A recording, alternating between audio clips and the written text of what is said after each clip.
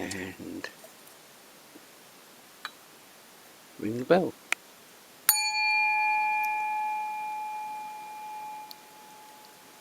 Okay, good morning everyone. I've said that already, but I'll say it officially.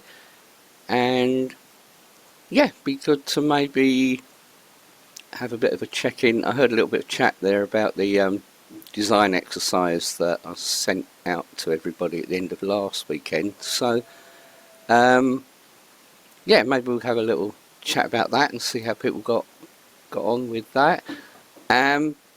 But very quickly, I'll just go through the order of today. After the opening circle, we're going to take a bit of a deeper dive into the systems thinking stuff and be looking at ways of interaction. Well, what are systems? How can we interact with systems? What might be some of our leverage points in systems that we could think about in order to change systems? And then we have, fingers crossed, a guest tutor or speaker coming along, Joe Atkinson of the Lilac housing project in Leeds, and he'll tell us all about that and how that functions. And then I'm hoping that we'll have a bit of time for maybe people to excuse me, chat about their design projects for the end of the course, and maybe have a bit of time around that. Yeah, but without further ado, oh yeah, one other thing, I'm kind of half expecting a delivery at some point this morning, so I might have to rush off and open the door to the delivery man. So apologies in advance for that if that happens, but someone else in the house might deal with it. Anyway, yeah, without further ado, it'd be good to hear from anyone how they got on with the design project. I saw Irene held up a nice looking design. It'd be good to hear more about that in a moment. But just as a reminder, I was just wondering, some people are asking to see it, for me to take a picture of it, and I don't know where to put it. Trying to think what would be the best way. Maybe we'll sort that out in a moment. I mean, I guess you could just hold it up to the camera for now, but I guess you could email it if that's something you could be doing on the fly while we're sort of chatting and stuff. Yeah, but just as a reminder, there were two sort of design projects just for people to have a play really, and just think about design.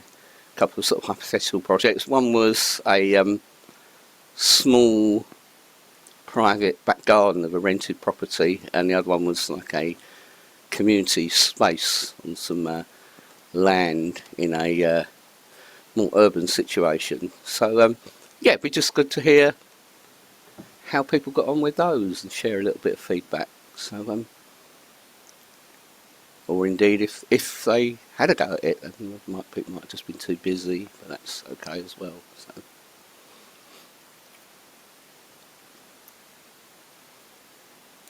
Carla? I'd be happy to share sort of what I tried. Probably best if I share screen. Okay. If I can do that. Yeah, okay, I'll just come off that. That's my missing cat. Okay. So I'm used to working with Adobe Illustrator, so I sort of tried to put everything in there. And I've really enjoyed this actually. It's probably the first time I've technically really made the use of some of the tools in this program for about, I don't even know, about 5 years. So what I've tried to do, if I can pull the layers up, I might be able to show you this a bit more, is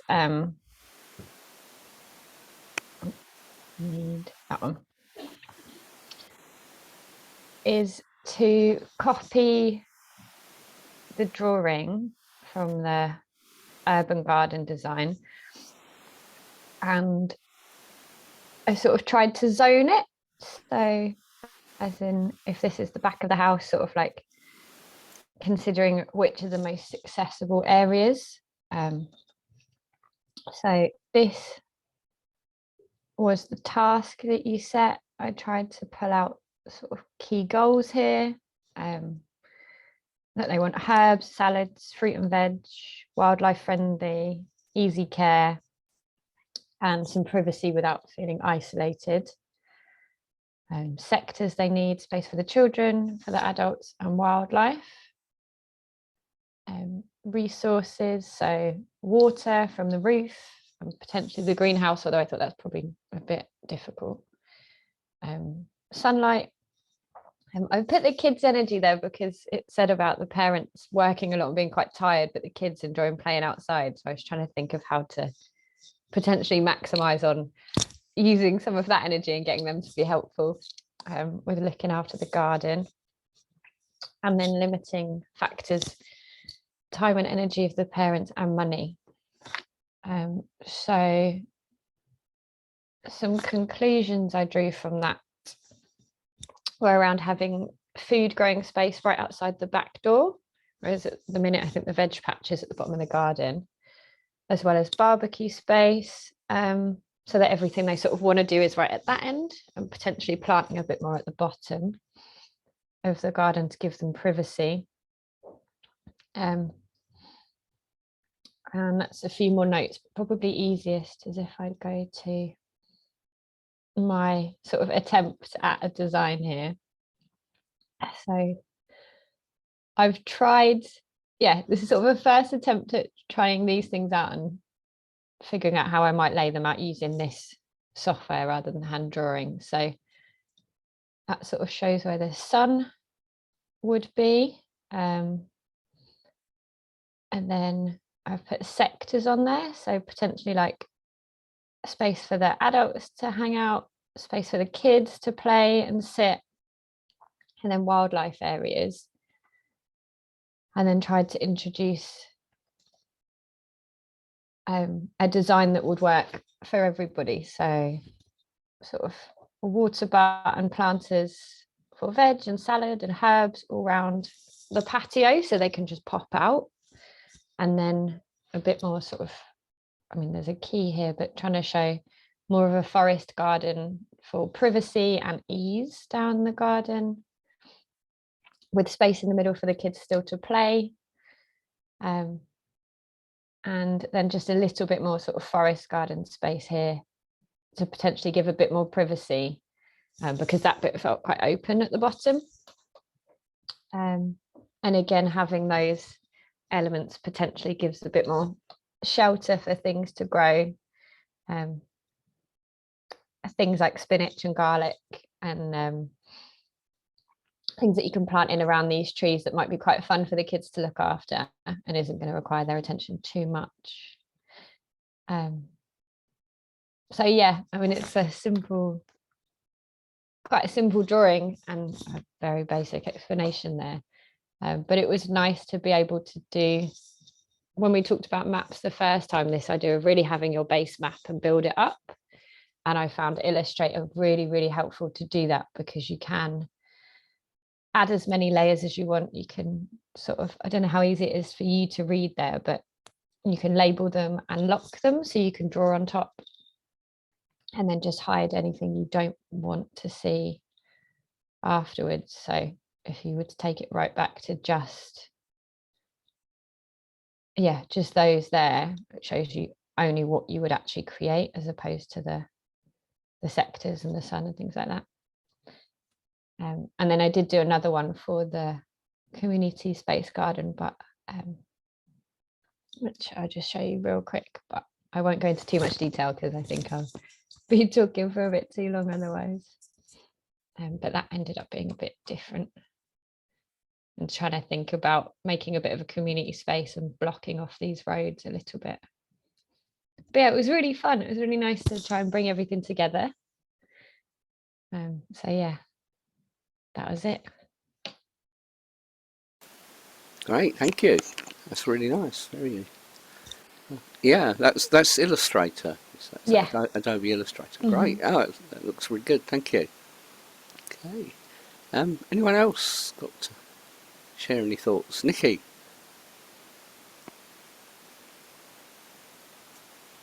So I haven't actually done the design yet, so they still look like that. But just to run through some of the points. So on the first one, the rented house, limiting factors, quite a small area, time, obviously, growing time, because they're not going to want to perhaps put in trees that take 20 years to grow. And also just the amount of effort that they'll want to put and money they'll want to put into somebody else's property. Resources, good soil, light, sheltered, lots of space on the patio. So with the design, I've got willow or hazel hurdles for privacy. I'll come to that at the end. Loads. I was thinking about a forest garden, but in pots. So it's something, again, that they could actually sort of take with them if they move, so they can have some dwarf fruit trees and things. Water butts, obviously, on the house and greenhouse. Leave areas of grass for just to grow, mow once a year, or leave areas completely to attract wildlife, with paths going through, and some extra vegetable beds. And then I was thinking about this entertaining space and the fact that the girls are sharing a room and would probably want to have sleepovers. And I mean, I've got a lovely shepherd's hut, but I mean, I was thinking about what transportable buildings might be eco-friendly. So some sort of, I don't know, old horse box or something that's done up. So some sort of space with a composting loo in it, then that can be used by the kids or adults for sleepovers, that sort of thing. So that was as far as I got with that one. And then just briefly, again, I don't want to take up too much time. I loved the other one particularly. I really enjoyed doing these. The community space, the only limiting factor I could find was money.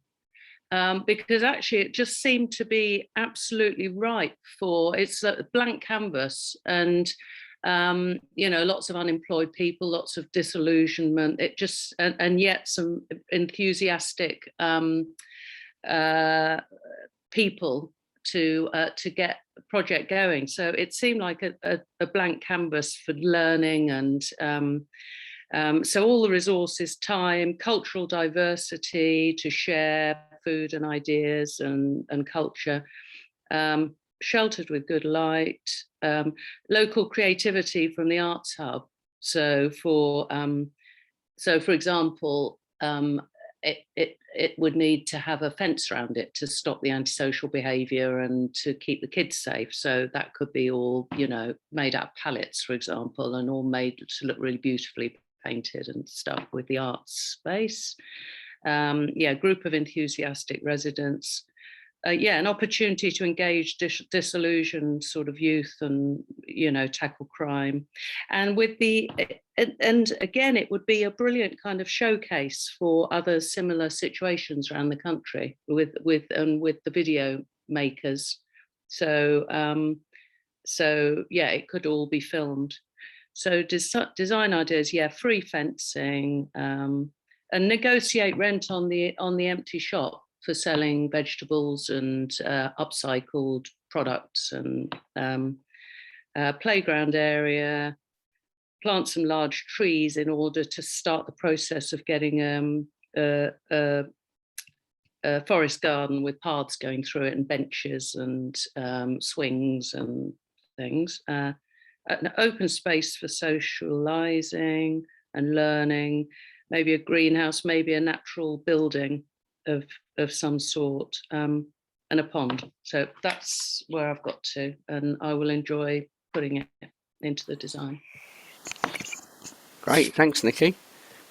Some great ideas there, and I think you kind of picked up on, in the little write-up that was based on you. If we think of that as being, you carried out the survey stage, so you actually mapped the existing site and you found out information about the site, you picked up on some of the kind of limiting factors, I think, which was kind of put in there. So maybe talk more about those in a moment. But yeah, it'd be good to hear anyone else's feedback on this exercise.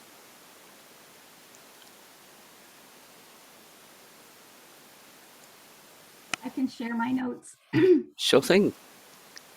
The resources I chose to turn into, the barriers I chose to turn into resources. So this is how I began my thoughts. Because unemployment is rising, it tells me there's a possibility for volunteer work from the adults. Because shops are closing nearby, there's potential for selling goods and produce there. The economic reception and the Residents Association cannot provide major investments, but they can fund small items. So we're going to use available items on hand and raise money with our talents. For example, put on shows and dancing and music and arts and crafts. The local artists and video makers could provide art, sculptures, pottery for the garden. They can use their painting experience to paint fences and structures. Existing lawn and ornamental cherry trees are great for picnics. They're great for pollinators. They're good for bird observation. They're also good to make eco prints and crafts with the children and the adults. Mowing and weed control by the contractors. I plan to grow food instead of lawns, eliminate pesticides and commercial fertilizers. Good amounts of sun throughout the day permits growing sun-loving vegetation. Previous dumping ground and dog walking area is a possibility for porous soil, so we'll begin a composting area right away. Rundown buildings and crime figures are rising, so we should provide a pleasing view and activities for all ages. Various cultures provide room for activities and games, music, dance, song, arts, different cuisines using different herbs and spices and foods and vegetables that others may not be accustomed to that they can share about. And the association and the youth are engaged to make changes happen. So there are more volunteer activities there or opportunities. So my implementation was over a 3-year time period. And year 1, I would determine placement of the paths, collect art and craft supplies, plastic bags to create outdoor sitting rugs so that they can start their performances right away. Get clay for decorative pots and to make a water fountain feature for a child sensory area. Sculptures, watering vessels, paints for rock painting, crafts that they can sell or put in the gardens. Crates, I think someone called them pallets, for building benches and tables, raised beds, as well as composting area. I would acquire a few tires and paint them with glow in the dark for swing sets for the teens and the young. Plastic jugs and bottles for winter sewing and to make hanging planters. I would collect quirky shoes and boots and containers for a succulent garden for the teen area.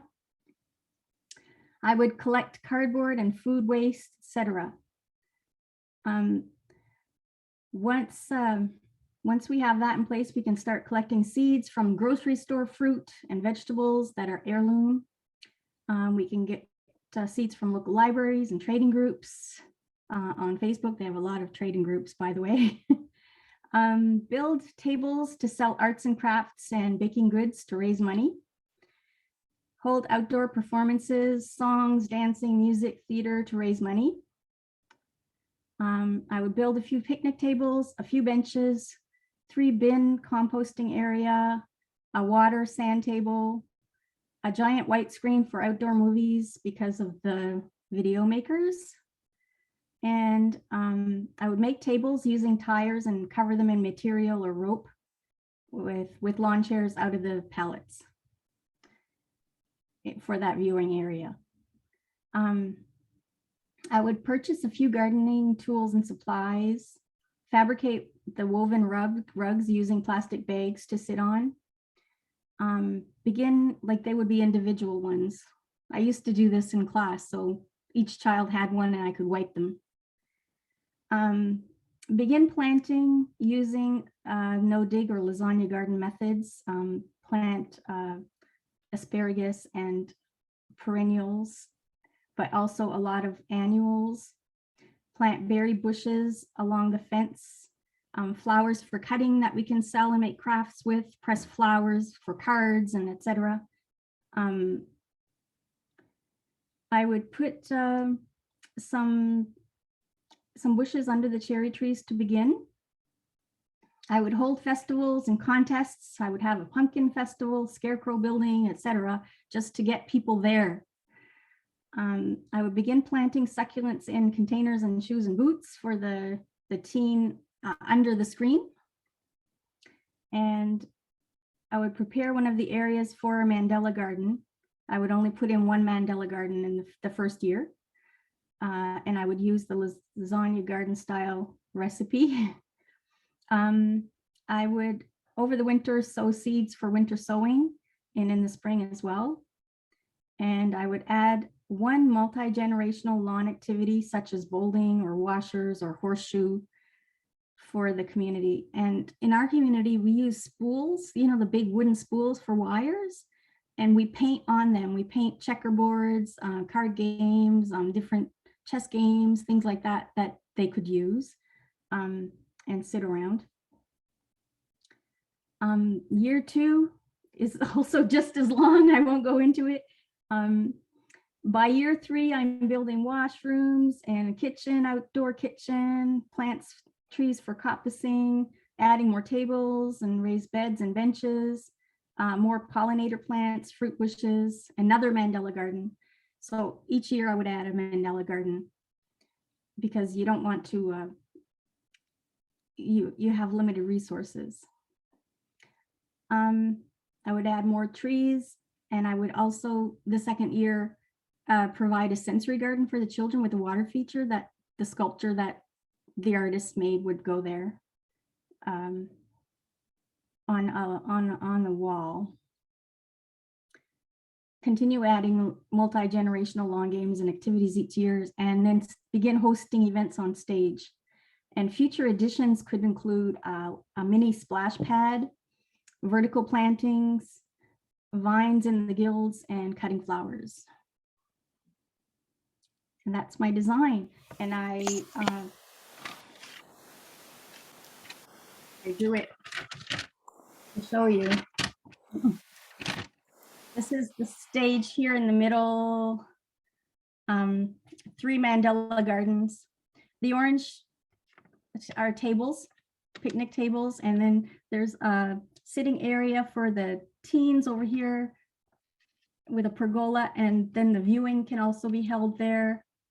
And lawn games over here, more seating.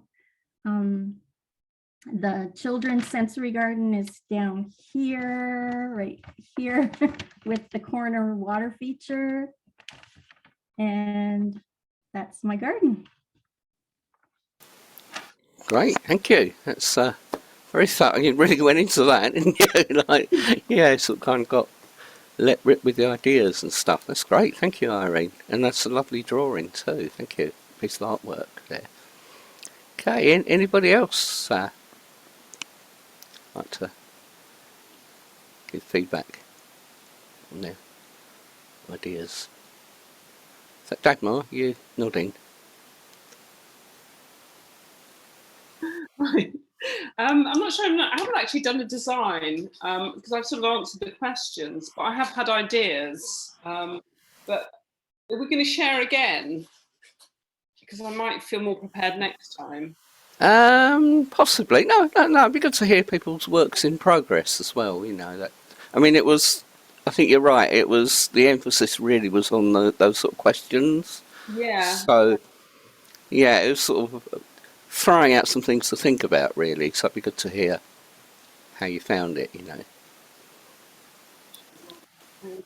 So with the, I think, you know, what Carla did. I think it was you know, roughly sort of what I would have done as well. I was a bit curious about the privet hedge and how tall that was, and whether, I suppose I wouldn't remove it, but I would maybe make it little so it wasn't shading the back of the garden.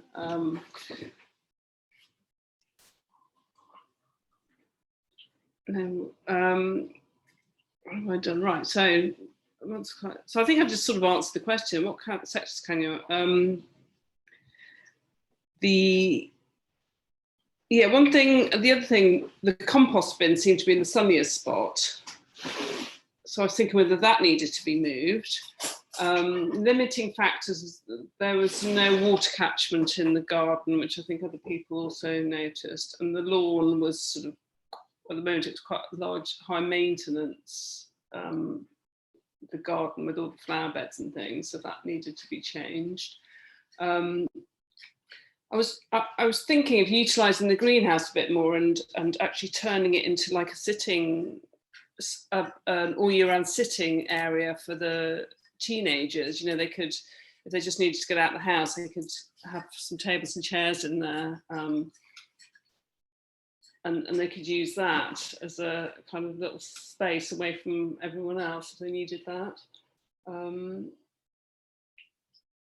I'll definitely put water butts on there and on the house, have the patio with seating, barbecue, pots of herbs and vegetables. And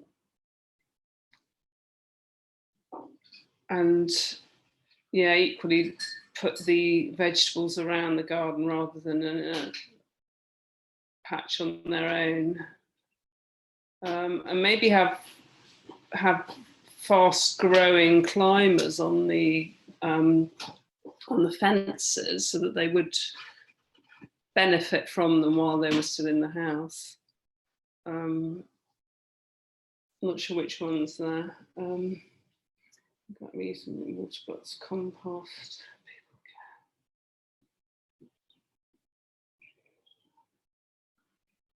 Yeah.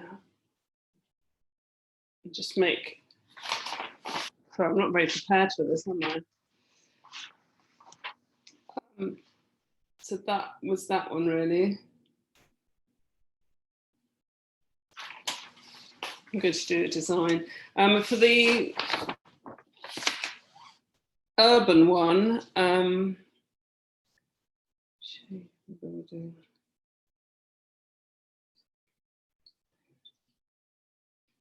do you know what? I'm going to talk about this next time. I just don't feel prepared enough to talk about it.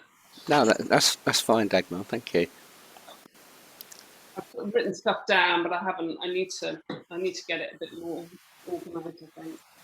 No, no, no. I mean, I wouldn't worry. It was only really. I can't think of anything else. So No, don't worry. Excuse me for being a bit. It was really just to get people into a design. You know, as you're hopefully you've got some clarity about your own projects now, and this was just a way of getting people to kind of think in terms of design. So don't worry too much about it. Yeah. Anybody else? Before I kind of maybe give a little bit of feedback, and yeah, Laura. Yeah, I also got to the urban design assignment and had a similar design in mind as I saw in Carla's pictures. Some other limiting factors and resources that I thought of that I haven't heard of yet was like the landlady's preference to have it nice looking. So this could limit, your style input in that. And another resource, maybe their neighbors that they want to help out, and in exchange for some harvest in the first year or something, because they didn't have a lot of money. So maybe this could be a resource. I didn't have a look yet at the second design project, but I did do the observing exercise, which I found really interesting to do, and making a drawing of all the energies coming into my room, for instance. And it was, I think the most challenging part was when I had to sit still for 15 minutes. Just to start, that was a challenge, but it was a nice result anyway. And also the bingo sheet, the ecological bingo sheet, was nice to recap on the knowledge that I already had. And so I think it was nice to do and useful. Great, thanks, Laura. And yeah, that's so true what you say about the observation exercise. That sometimes to just sit in a place for 15 minutes, that can be the challenging thing, because it's like, I've got this thing I've got to go and do, or and to actually give yourself permission to just sit for 15 minutes can be quite difficult sometimes, I think. So yeah, totally empathise with what you say there. That's great, thank you. Okay, I guess, yeah, so in terms of those design assignments, both of them were they were kind of hypothetical. They weren't real things, but they were actually kind of composites of a number of different projects or designs that I've been kind of involved with or know of. And so all the things there are very much real things that come up in terms of design and design challenges. And I thought I'd choose two very different things. The one's a small private garden, and that had its own set of challenges, and the other one a kind of open urban space, and again that had some very, very different challenges, and you might employ different kind of the same process. I think the GoSADIM, goal setting, survey of what's there, and the analysis, and then comes to the design implement. So the same framework works in both cases, but there's very different probably tools and methodologies and things you need to think about in both of those situations. As I say, in the information that had been gathered from looking at the site and through talking to people that the client interview, definitely for me there was some kind of challenges there. I'd say around the first one, some of the clues that were in there, maybe around the challenges, was as correctly flagged up. It's not actually the people who are using that space. It's not actually their space. It's actually someone else. They're renting that space or someone else who might have a completely different set of priorities or ideas. And I also try putting a little thing there in the information. It was picked up on about the two girls that are sharing a room, and they're both kind of mid-teens. I think there was like a little thing there about that might suggest that they're actually outgrowing that space. If you've got two sisters or whatever sharing a room and they're getting to their kind of mid to late teens, they might be thinking we need to move somewhere a bit larger soon. So again, it's around maybe you're not going to invest too much effort into changing that space if you're not actually going to be there for very much longer. A year down the road you might have moved to a bigger place or something like that. So just some things around, picking up on some of those clues sometimes. And I guess with the urban site, I guess there was a few little bits in there, typically enough, underprepared. I haven't got my copy of that to hand, but there was the thing about the guy who'd been doing up cars on the site, and so that might mean, well, there could well be kind of contamination there if he's been dismantling cars and emptying oil out onto the grass and all kind of things like that. It might not be suitable land for planting veg or something like that. So those things that you might need to look at if you were kind of looking at a piece of land. And well, it's kind of quite useful to find out the history, I think, of what's actually been going on there.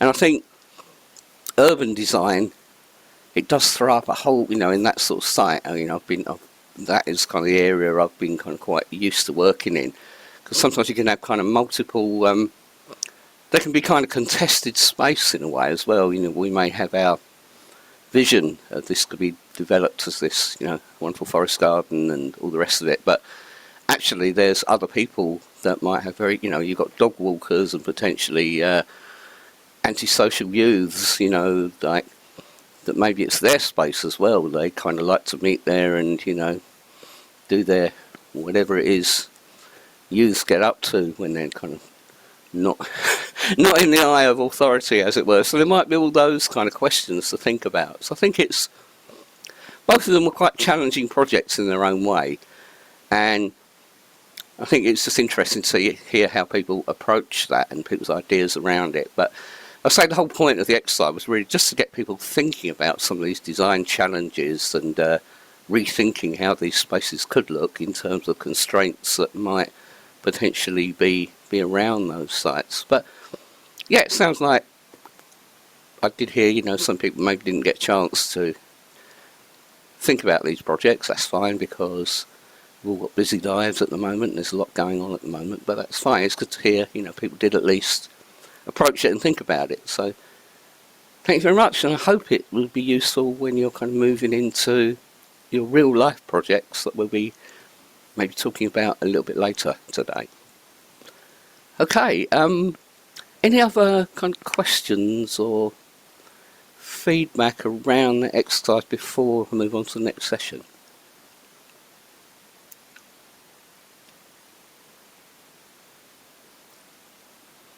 Okay, so I will move on to the next session, and I'm going to screen share.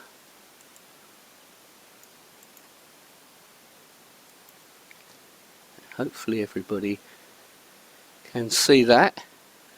And this session is called Thinking in Systems, and it's going to be kind of maybe building on some of the stuff that we've touched upon in some of the earlier sessions, and maybe taking a bit of a deeper dive exploration into some of the stuff around systems.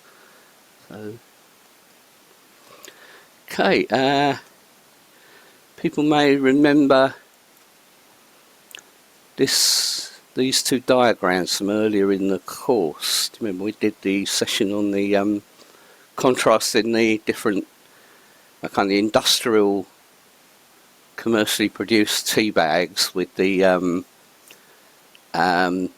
nettle plant, in terms of, I think if you remember that session from the first weekend. So yeah, I wonder if anyone can recall anything from that session where we talked about the two systems.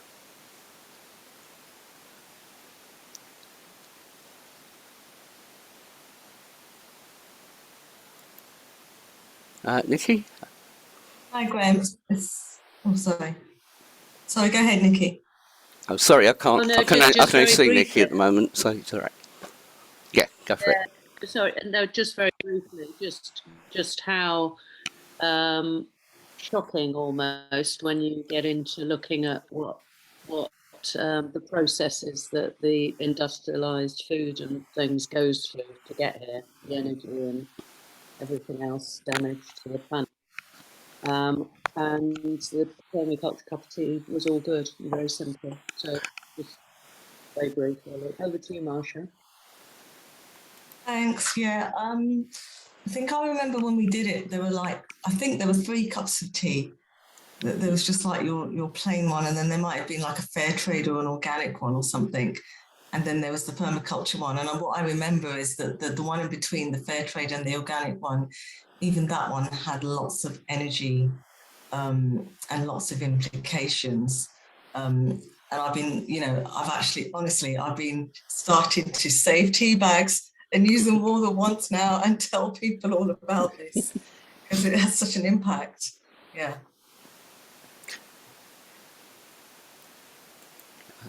I can't see. Yeah. That's great, thank you.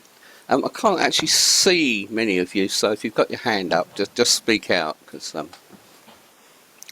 I think one of the biggest takeaways for me for this, and it's something I've experienced in industries I've worked in, is the industrial version is so huge that if something goes wrong, like the implications are sort of blow up massively and can impact so many different things. And also which is about resilience, right? It's not a resilient system if there's so much going on. But also it's so hard to make any positive or sustainable change within such a huge system. It's too big and there's too many factors involved. Whereas if you look at the permaculture cup of tea there, if there were, even more earth positive or people positive strategies to be implemented, it's far more possible because the loop is smaller and the possibilities to affect the system and be part of it are much simpler. So it feels very overwhelming, the industrial one over there, and it is really, really hard to make a sustainable movement within it. It almost has to all come down and start from the beginning again. Yeah. Anybody else? Yeah, to just to follow up on that. So the permaculture cup tea is under our control. The rest of it is totally not in our control at all. Okay. And in terms of these two systems, anything that might characterise the nature of each of those systems? I think we touched on this in that session, but just to maybe recap that a little bit. The permaculture one was very local. Yep. And how about the other one?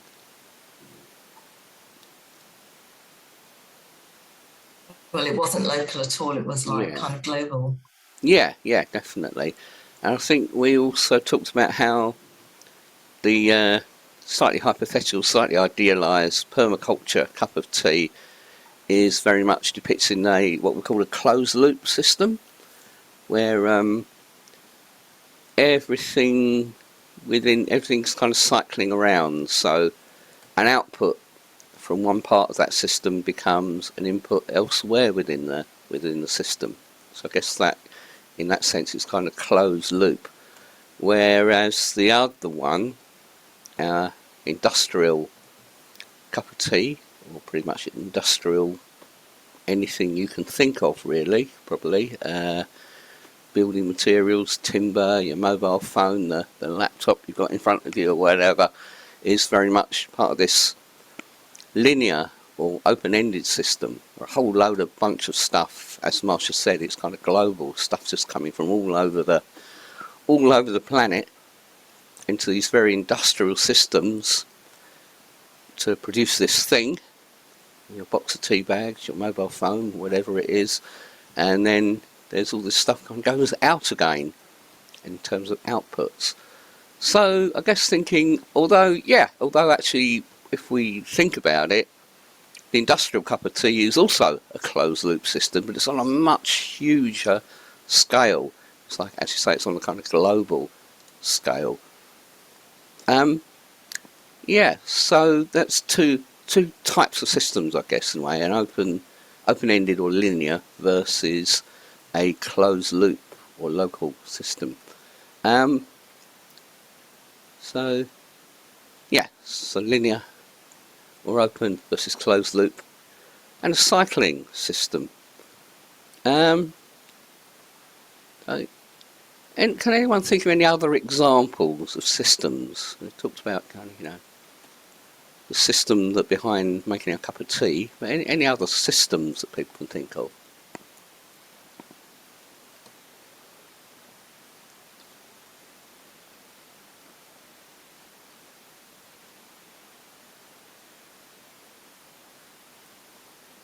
There was some, weren't there, in the last sessions about when we were thinking about different resources and how biomass can be created, and then if animals are eating it and then produce biomass again, it goes back into the earth and then feeds the trees. So there's that sort of natural system there.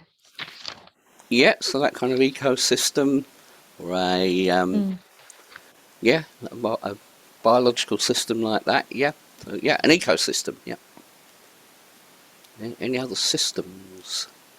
I'm thinking of political and financial systems, economical. Yep, so we have economic systems, political systems, yep, definitely. When I was looking at the systems, I think one of the books that you recommended, and there were like leverage points, and I was thinking that actually like my activism, and I can apply somebody already like applying it, like Francione, he's always talking about how we need to change paradigm, like where we need to stop seeing animals as property. And I was thinking like animal exploitation system. When we start, like, it needs, when we want to change this, we need to start from very heavy leverage. I think there were like, I think you're gonna talk about this like later maybe. Yeah, But we're gonna.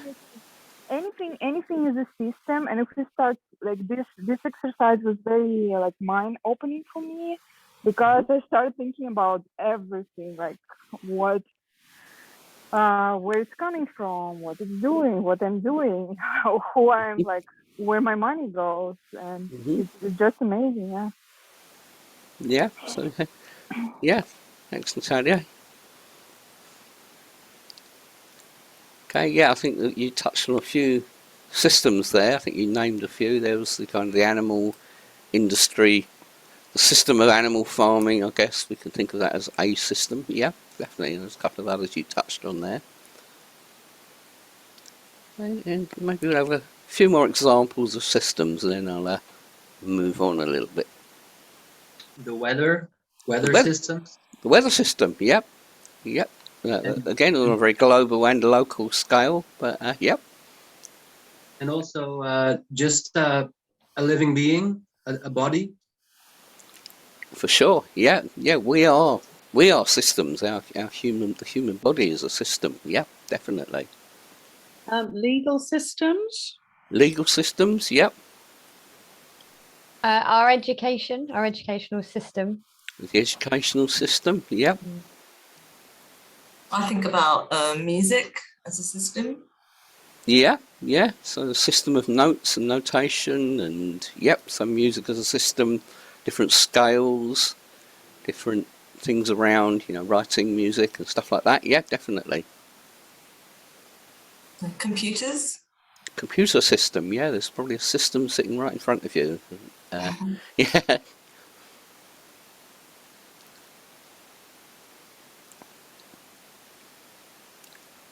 So I feel like, sorry, I was just going to say, I feel like you could go forever, right? Anything we've designed or decided to explain, to take ownership of, is a system we've just established ourselves and then agreed to be compliant to in some way, shape, or form.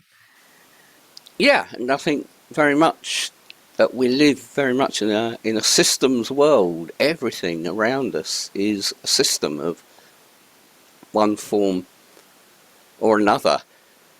Just had a whole load of really diverse examples there, from the human body to economic systems, legal systems, to ecosystems in forests and in the land. So it is very much a systems world, and that's why it's maybe important to understand systems and the nature of systems. So asking the question there, so what is a system? How do we define a system? And I think a system, basically, for something to be considered a system, there are three components or three things that make up a system. So a system, first off, it has to have elements. So each of those coloured circles there represents an element of a system. That could be any system at all. And the other thing that makes something be a system is that there needs to be interconnections of some form between those elements, that there is kind of these little arrows are representing these interconnections and the flows between these elements that are interacting with each other in one way or another. And the third thing that defines a system, to me, is a common function or purpose. So these elements of each other, they're actually something, you know, they're working towards a common function or purpose. That might be a natural, you know, something that's, you know, an ecosystem, I guess. You know, the different elements within an ecosystem might be the different trees and plants, might be the microorganisms in the soil, the earthworms, things like that. They're the elements. The interactions between them are those different things. You know, we talked about the other day in the soil food web, that they're having those interactions between the tree and the funguses and the mycorrhiza and all those soil organisms. They're the interactions. And I guess the common function or purpose would be to be supporting life, or, you know, the continuance of that particular ecosystem. Does that make sense so far? Okay, or back to the example of music. You know, you could consider the different notes of a scale. I guess they would be the elements within the system. The interaction would be, you know, the way, you know, the actual scales, the way you play those notes, the way they kind of connect together. And I guess the common or function or purpose is to make music. So there's hopefully that kind of makes sense. So I'm going to take, hold on, there's another one here. So a system is a set of things, people, cells, molecules, or whatever, interconnected in such a way they produce their own pattern of behaviour over time. The system, to a large extent, causes its own behaviour. So let's just look at. So systems are often are usually composed of subsystems. So if we take the example of, as came up, the human body, we think of the human body as a system.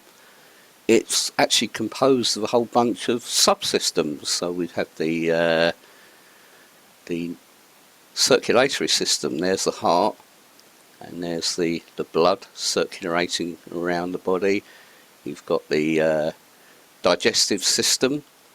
We have the nervous system, the muscular system, the skeletal system. So all of these, each of those systems has its own set of elements, interconnections, and they're serving a functional purpose. But I guess take them together, take any one of those systems out, and the human body starts to fail, or would fail pretty rapidly.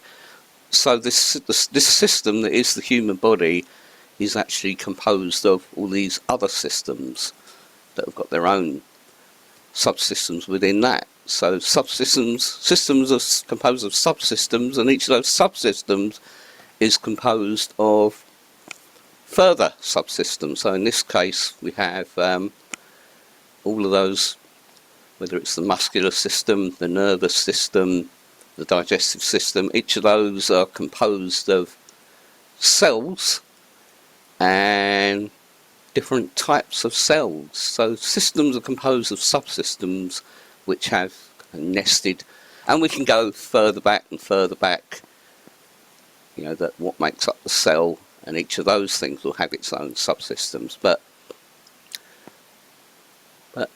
systems can be part of larger systems and interact with other systems. So in this illustration here, if we think of the human body as a system within itself, composed of those subsystems, it's actually part of a larger system in here, like a community. You know, we could think of ourselves as an element within a community or within society that's having those interactions and be working towards common functions or goals. So in this case, the people here are obviously part of a community gardening project, so they could be considered that sort of, we could take that as a system, and they are interacting, you know, that system that is a group of community gardeners is actually interacting with another system, which is the system that is the garden, you know, the ecosystem of the garden. and the ecosystem that is the soil food web. Those human beings are actually interacting with that. Okay. Any comments or anything anybody wants to add so far? Thinking about systems. Okay. I just sorry, I just started to think as you were talking, Graham, that you could take this to infinitum, couldn't you? But I was also thinking, oh, where's this going? Because this takes us right to sustainability, doesn't it? When you compromise systems in the way that you interact with them. Yeah. Okay. I just wanted to add that our heating systems and cooling systems that we build in our homes also can be systems. And we might even come to that shortly. So got the example there of our human beings interacting with the ecosystem and interacting with the soil food web, and got the little diagram there of the soil food web. And as we talked about on the last part of the course, those kind of trophic levels, there's the primary decomposers, and then there's our sort of secondary decomposers, and then our tertiary decomposers, and they've actually taken it to 5 trophic levels in this little diagram. And we've got these little flows around the soil food web here. But that's actually a pretty simplistic representation of that soil food web. I think it kind of illustrates it, but it's actually something that's far more complex if we actually think about the soil food web. And so real world systems are highly complex and are subject to many factors and feedback loops.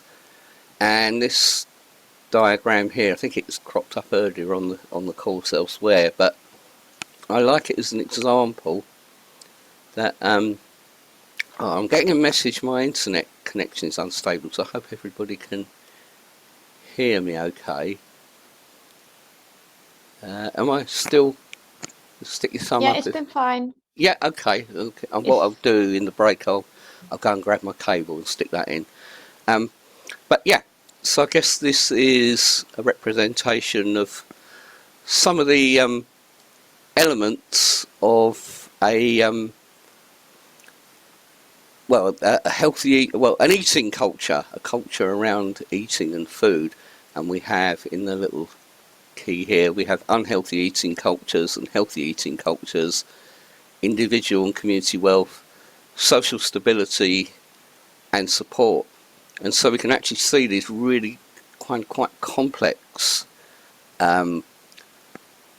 interconnections that are going on here, and some are kind of countering others, and some are interacting with others, and some will cancel each other out. And what's important here, we have these reinforcing feedback loops and balancing feedback loops occurring within this system.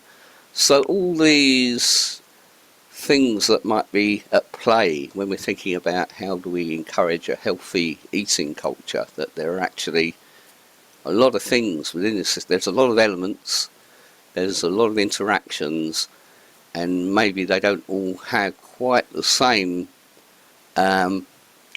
outcomes and functions that they're sort of working towards. Some of those might counter each other. Does that make sense? Okay. Graham, what do we mean by real world systems? Real world. Yeah, the real world, as opposed to our what we think our systems might look. To just flip back to our, if we think of this is a representation of our soil food web, that's very kind of simplistic. But if we actually think about what's actually going on, the real world soil food web is going to be a lot more complex than this. There'll be a lot more elements within it. There'll be a lot of kind of feedback loops. There'll be a lot of those interactions. So yeah, anything that is in the real world. So yeah, maybe the next slide explains it a little bit better. But, So yeah, real world systems are highly complex and subject to many factors and feedback loops. So, okay, complex, here's an example. Here's an example, Marsha, of a real world system. Okay, in the little, people may have seen this little clip before. Complex systems can behave unpredictably and interventions often have unintended consequences.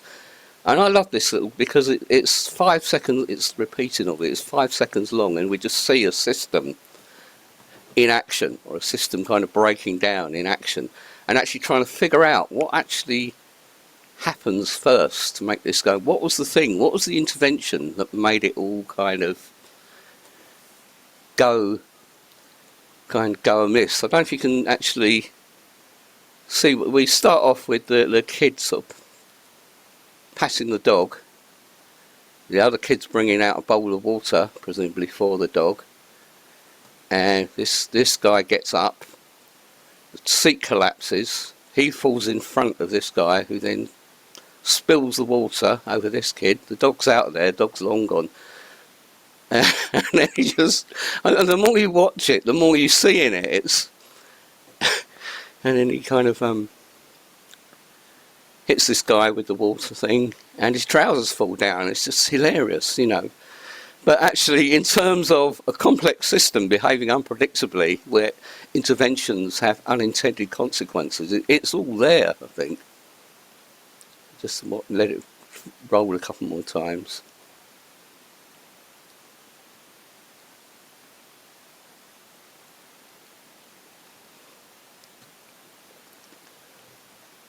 I've heard it said that this little, what's going on here was actually choreographed and planned, but I don't think it could be. It's just so complex what's going on. I don't know. The guy sitting on the side as the first guy walks in with the water, the guy falls into him. He sort of falls kind of off of his thing. So I can understand that looking a bit contrived. But it's actually the seat has flipped up in the air because of his weight. So, but who knows? Anyway, I love it because it's okay. Yeah, it's interesting. Oh, brilliant! Guys, Brilliant. the other guy's trousers down, and I can't.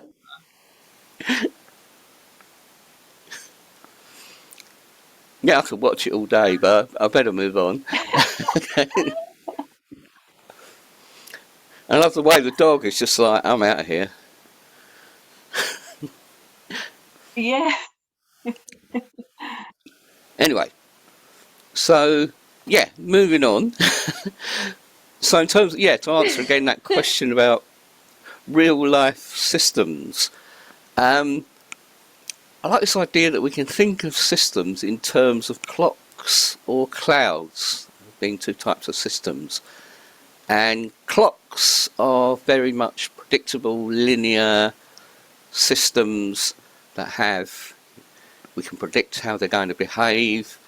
If something goes wrong within that system, we can usually locate what the problem is, we can fix it, and the system will carry on functioning. So for example, with our clock, if our clock stops, it probably means, the battery has run out these days, so we can replace the battery and the clock will start working again. Or with a more, older clocks that you wind up, it may be that maybe it does just need winding up, or it might be that a component has failed, one of the little cogs or springs in there has become worn.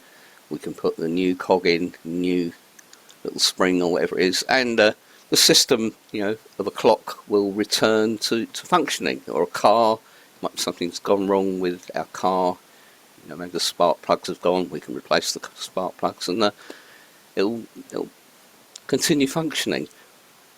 Whereas a lot of our real life systems, I guess a clock is a real life system, but a lot of our real life systems are actually far more unpredictable, and actually in their nature they're closer to clouds and how clouds behave The preconditions are there that maybe set that system in motion, but how they behave is going to be very unpredictable.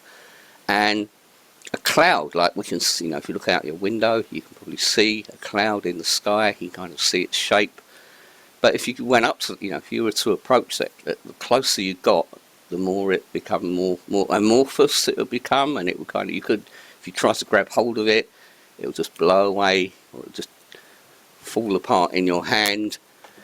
And yes, so thinking about those two types of systems in the world, clocks versus clouds, and to maybe list some of the characteristics of our clock, our mechanical system, its characteristics: static, linear cause and effect, predictable in its behaviour, clearly defined boundaries, complicated, well understood, can be taken apart and analysed through reductionist method. One solution exists and problem can be fixed by experts. So a technical problem can be fixed or solved in terms of a system.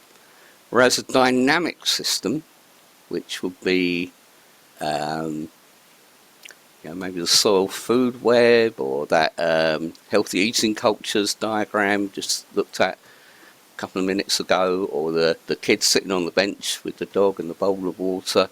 That's a system that's dynamic, non-linear cause and effect. We don't really know kind of where that all kind of started, what was happening in there with the kids on the bench. Sensitive to the initial conditions, blurry boundaries, or nested systems, systems within systems. Complex as opposed to complicated, ill-defined, messy. Whole complexity embraced by focusing on interactions between the parts, multiple ways to address issues by investigating diverse worldviews. So an adaptive challenge as opposed to a technical problem that should be outgrown or dissolved. So hopefully that answers maybe Marsha's question a little better about what do we mean by a real world system, because most of our real world systems are dynamic in this way. Just checking the time. Yeah, thanks, Ben. Okay, so which is going to bring us to, I think I've mentioned this before on the course, a book called Thinking in Systems that was written by Donella Meadows, and this is Donella Meadows sitting on a pile of logs here in the photo, and it goes back a little bit to that history of permaculture and where permaculture came from. Donella Meadows was a particularly big influence on the thinking of David Holmgren, who was one of the co-originators of the permaculture kind of concept back in the 1970s. She was the lead author on, I talked about this earlier in the course, this Limits to Growth that was published by the Club of Rome in the early 1970s. I don't know if you remember, we talked about that, and it was a book, or it was a report based on looking at trends at that time, the late 1960s, early 1970s, trends around things like resource usage, pollution, population growth, taking all of those trends and then applying computer systems modelling to those trends and what would happen if those trends continued into, if there was no changes within those systems, taking those trends, what would they look like in 20, 30, 40, 50 years time.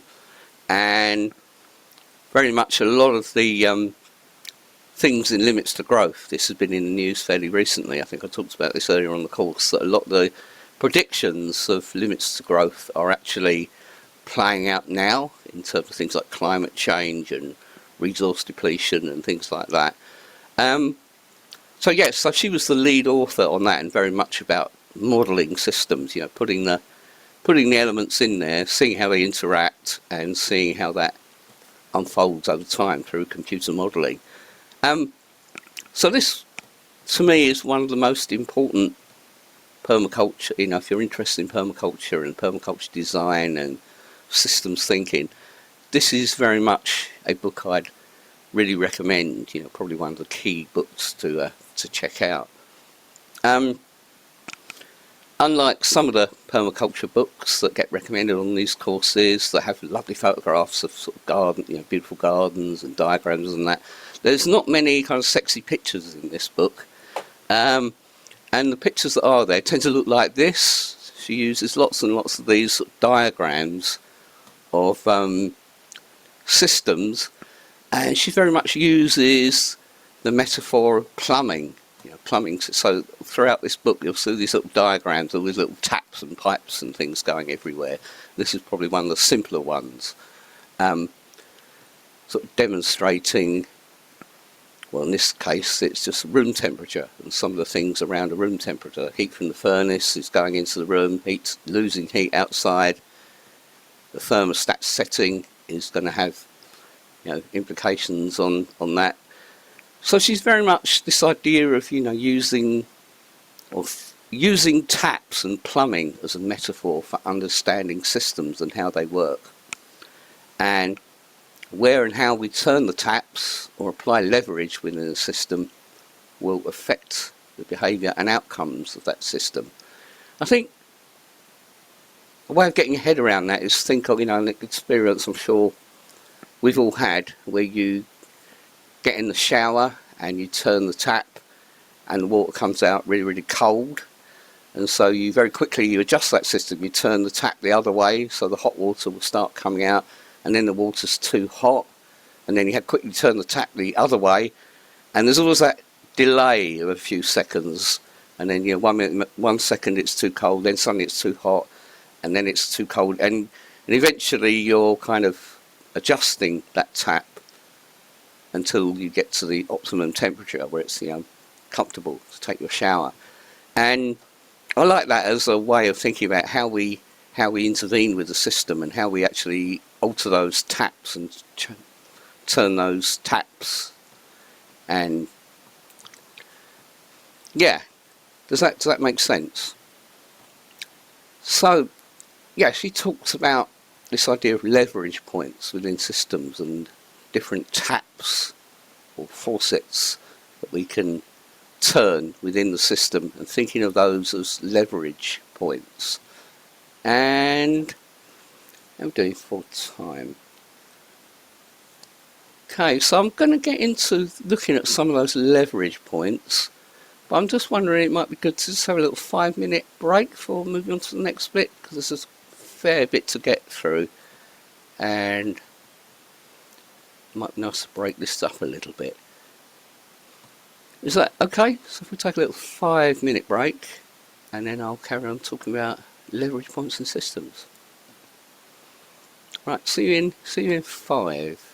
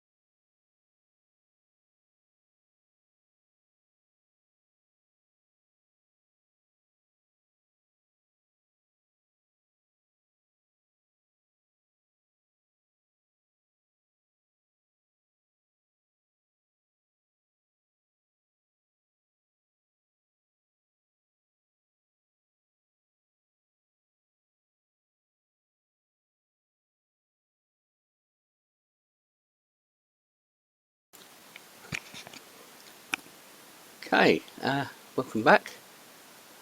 See, some people have grabbed a snack. Well done.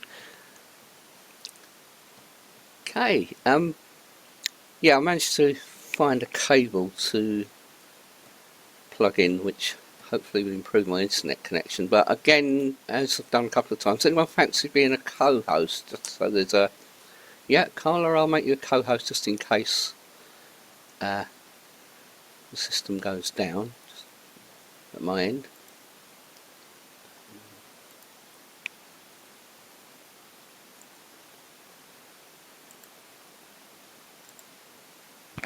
Great, thank you. Okay, so I shall return to the systems slideshow. But yeah, just as a quick kind of recap, to I think there was quite a bit in that first part, so it might be good if what were some of the things that struck you about systems from the first part? What have we covered so far?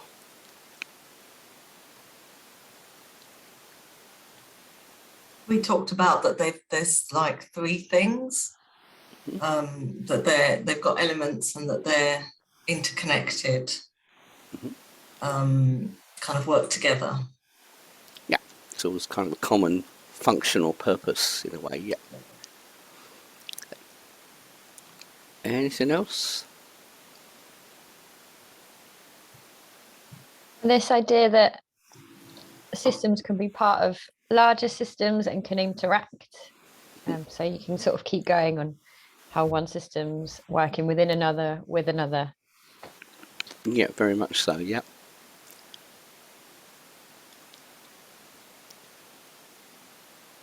One other thing that just as we were talking kept floating around in my head is how political they all are or can be.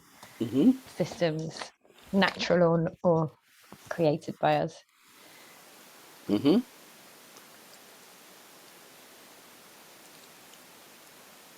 we might be thinking about some of that stuff in the next part of this session. I don't know how, Graham, but my mind kept on going to patterns and the relationship between systems and patterns, although I haven't worked it out. But I'm figuring there must be a very close relationship. Absolutely, yeah, definitely. Yeah. And I think the other takeaway really was that systems are very kind of complex. This idea of complex adaptive systems, they change, and thinking about, where we put our intervention, it might not always be the most obvious place, or there might be unintended consequence. We might think, we do this thing in the system, it'll make this change, and when we apply that, actually a whole bunch of other things that kind of happen. So systems being very, very complex, I think. Okay, I'll get back to the screen share, and hopefully everyone can see that now. So yeah, where and how we turn the taps or apply leverage within a system will affect the behaviour and outcomes of that system.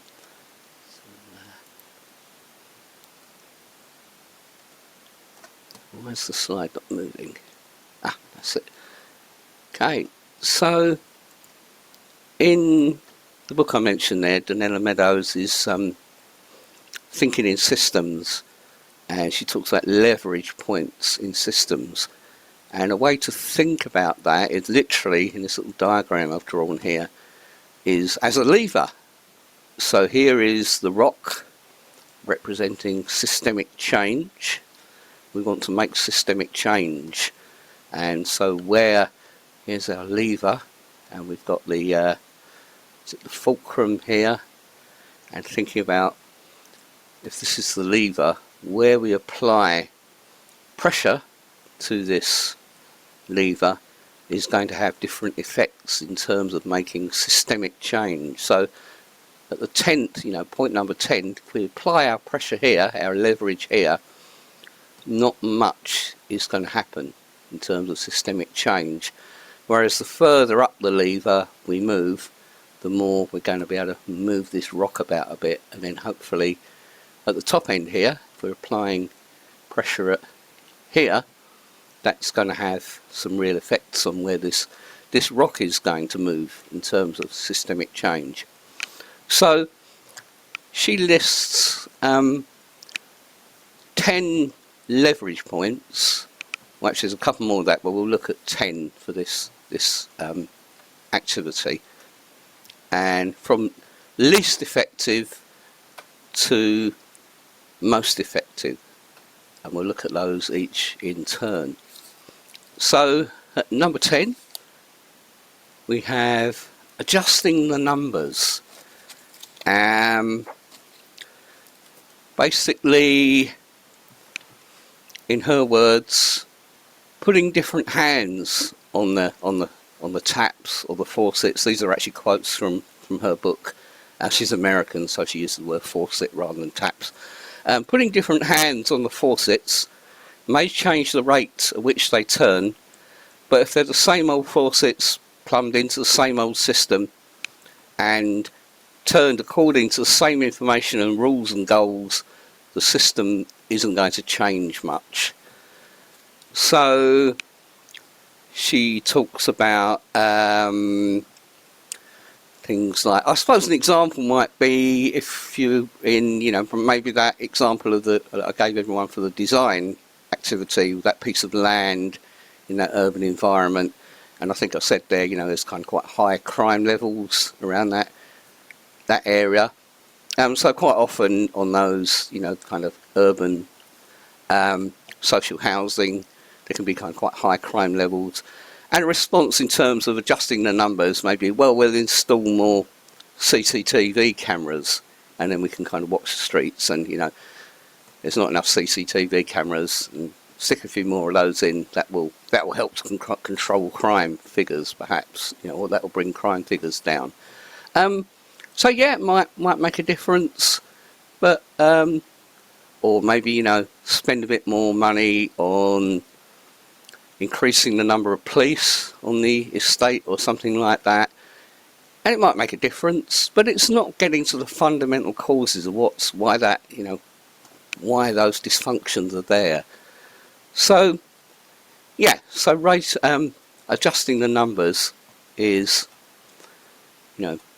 pretty much at the low end of her spectrum of ways of making systemic change.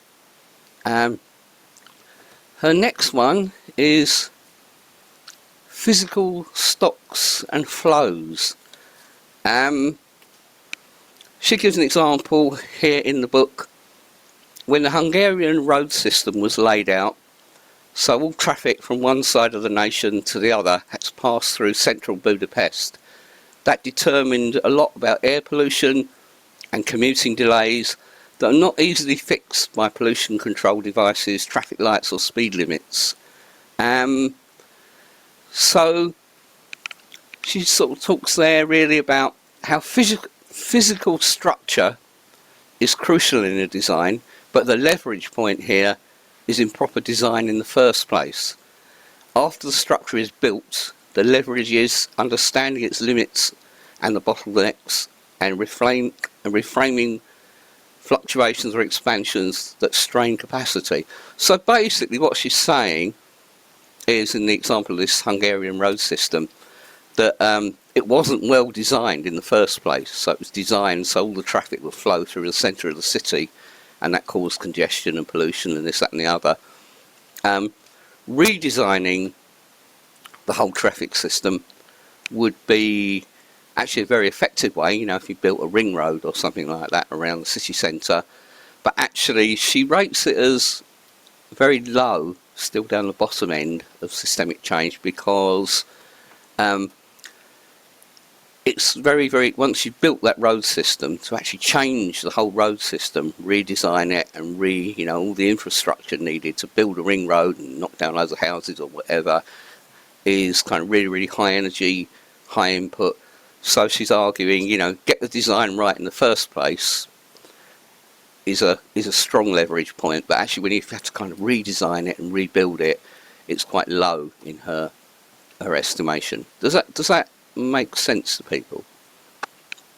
Yeah, so I guess in terms of permaculture design, and designing your own project, you'll be thinking about, before you think too much about putting in loads and loads of infrastructure and swales and dams or planting loads and loads of trees, getting that design right in the first place, rather than having to come back and realising you got it all wrong, or the swales are in the wrong place, or you plant the trees in the wrong place and you've got to dig them all up and move them. That's really high energy, highly intensive activity. So anyway, I'll move through. Her next one is positive feedback, or driving positive feedback loops. Positive feedback loops drive growth and erosion and collapses in systems. A system with an unchecked positive loop ultimately will destroy itself, and that's why there are so few of them. Reducing the gain around a positive loop and slowing growth is much more preferable to letting a positive loop run. So she gives some examples. Positive feedback loops. The more people catch the flu, again, this is her words, and we can probably think of a more relevant example now, but the more people catch flu, the more they infect other people. The more babies are born, the more people grow up to have babies. The more money you have in the bank, the more interest you earn, and the more money you have in the bank. The more soil erodes, the less vegetation it can support. The fewer the roots and leaves to soften rain and runoff, and the more soil erodes. So I guess we're all very familiar with those positive feedback loops. The more something, it's a self, what's the word I'm trying to think of? Exponential. It's that kind of exponential growth. Yeah, and sooner or later, we live in a finite world, as we've said a few times, and sooner or later we will come up against, we'll bump up against those limits to growth, and so the growth will continue. The example here, the more people catch the flu, the more they infect other people, and the more that goes on. But sooner or later there will be some sort of collapse will occur within that system. Yeah, I guess the example that's really jumping into my mind is what's going on with this new COVID variant. They're predicting, this really steep increase in COVID cases, what they call the Omicron thing, and we're already seeing that kind of rapid feedback loop. The more people are kind of coming into contact with each other, the more this is spreading through the community, and the more cases there are, and the more people there are, and sooner or later, though, it's going to actually hit. The virus is going to basically run out of people to infect, and that will collapse. We kind of know that will happen. But yeah, so if we can actually figure out ways to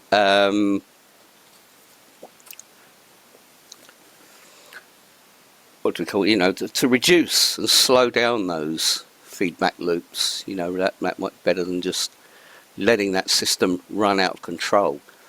Another analogy, I think, for the positive feedback loop is imagining that you've designed a car, and this car, you're on this new car that just keeps increasing in speed. And so to compensate, you can actually change this car. You can redesign it on the fly and make changes.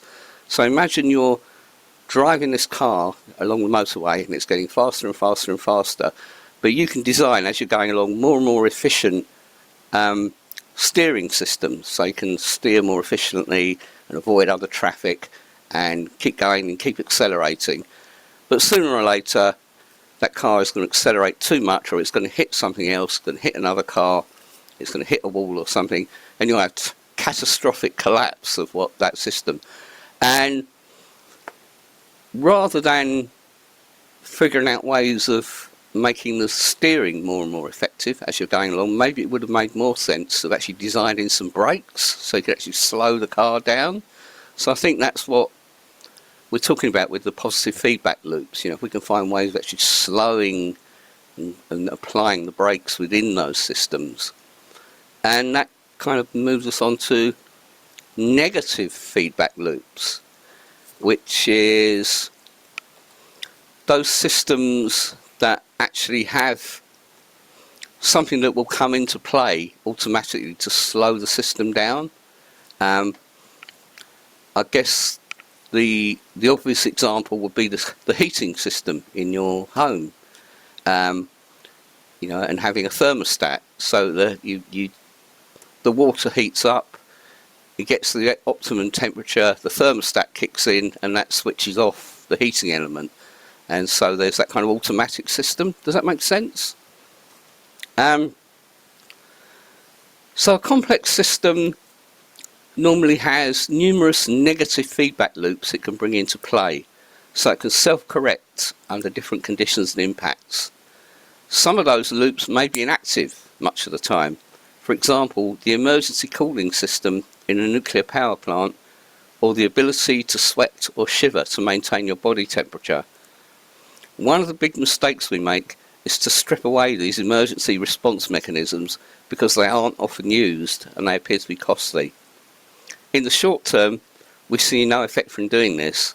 In the long term, we narrow the range of conditions over which the system can survive. So she gives some other examples here. Preventative medicine, for example, exercise and good nutrition to bolster the body's ability to fight disease, integrated pest management to encourage natural predators of crop pests, and the Freedom of Information Act to reduce government secrecy, and all those kind of things where there's things built into the system that can regulate it. Is this making sense so far?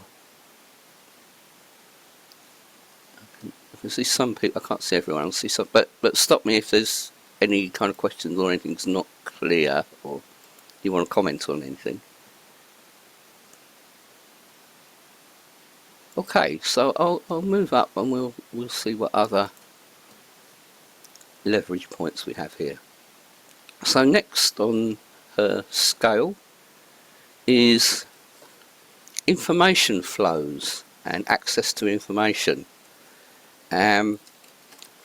So she tells us, I'm not sure how true this story is, but it's a little story she tells in her book. There was this subdivision of identical houses, and the story goes that the electric meters in some of the houses was installed in the basement, and in others it was installed in the front hall. Where the residents could see it constantly, going round faster or slower as they used more or less electricity, they found that electricity consumption was 30% lower in the houses where the meter was in the front hall. So basically the idea here, because the people in the houses where the electricity meter was visible, they were getting information, real-time information about how much electricity they were using, and were able to, you know, maybe turn a few lights off or turn the boiler off or whatever it is that was using a lot of electricity. Whereas the people who couldn't see their electric meter didn't have that information and were consequently, as she says, were using 30% more electricity. So something about having information and access to information enables us to make good decisions about where we need to change our behaviour. So missing feedback is a common cause of system malfunction. Adding or rerouting information can be a powerful intervention, usually easier and cheaper than rebuilding physical structure, which was the physical stocks and flows here. So I guess thinking about that in terms of, you know, we talked about the traffic system in that city. Was it Budapest, I think? And so maybe if there was information flows, you know, actually there was sort of maybe like real-time traffic reports on kind of, you know, notice signs around the city saying, you know, avoid this part of the city because there's traffic delays and this, that and the other. That might actually, you know, be a cheaper and more effective way of regulating those flows and actually rebuilding the entire traffic system within that city. Yeah, does that make sense so far? Information flows and access to information flows, and getting real-time information as well is a very effective leverage point in understanding systems and our behaviour within systems. So we're getting to, in terms of her leverage point, we're getting to kind of like the middle ground now. So we're moving up to what she considers the more powerful leverage points within systems. So the next one will be the rules of the system in terms of incentives, punishments and constraints, she says here. So she gives some examples of rules of systems that we're probably familiar with. Thou shalt not kill is a kind of a rule that I guess most societies would have that as a fairly basic common understanding. And some others here: everybody has a right of free speech, contracts are to be honoured, again this being an American writer, the president serves 4-year terms and cannot serve more than the president serves 4-year terms and cannot serve more than 2 of them, which I believe is the case in the US political system. There are 9 people on the team. I guess it's 11 if that was a football team. You have to touch every base, 3 strikes and you're out. So that would be American, that would be baseball probably. If you get caught robbing a bank, you go to jail. So there's some examples of rules of different systems, whether it's a football game, whether it's, the legal system, you get caught robbing a bank, you go to jail. So actually having these rules and setting rules and constraints are quite powerful in terms of leverage and how a system behaves and how we behave within the system. And she said this is quite interesting, and this comes to somebody who made the point about a lot of these systems feel quite political. Rules change behaviour. Power over rules is real power. If you want to understand the deepest malfunctions of a system, pay attention to the rules and who has power over them. So, yeah, I mean, this is a book that was written 20 or 30 years ago, I think. But I guess, there's, I don't know, I'll read that little bit again. If you want to understand the deepest malfunctions of systems, pay attention to the rules and to who has power over them. I guess that feels particularly relevant at the current time, I think. So, yeah, I'll pause it there and just see if anyone's got any comments on any of this so far. It'd be good to hear some feedback. I'm aware I'm kind of a bit one way at the moment on this. So good to hear other people's thoughts.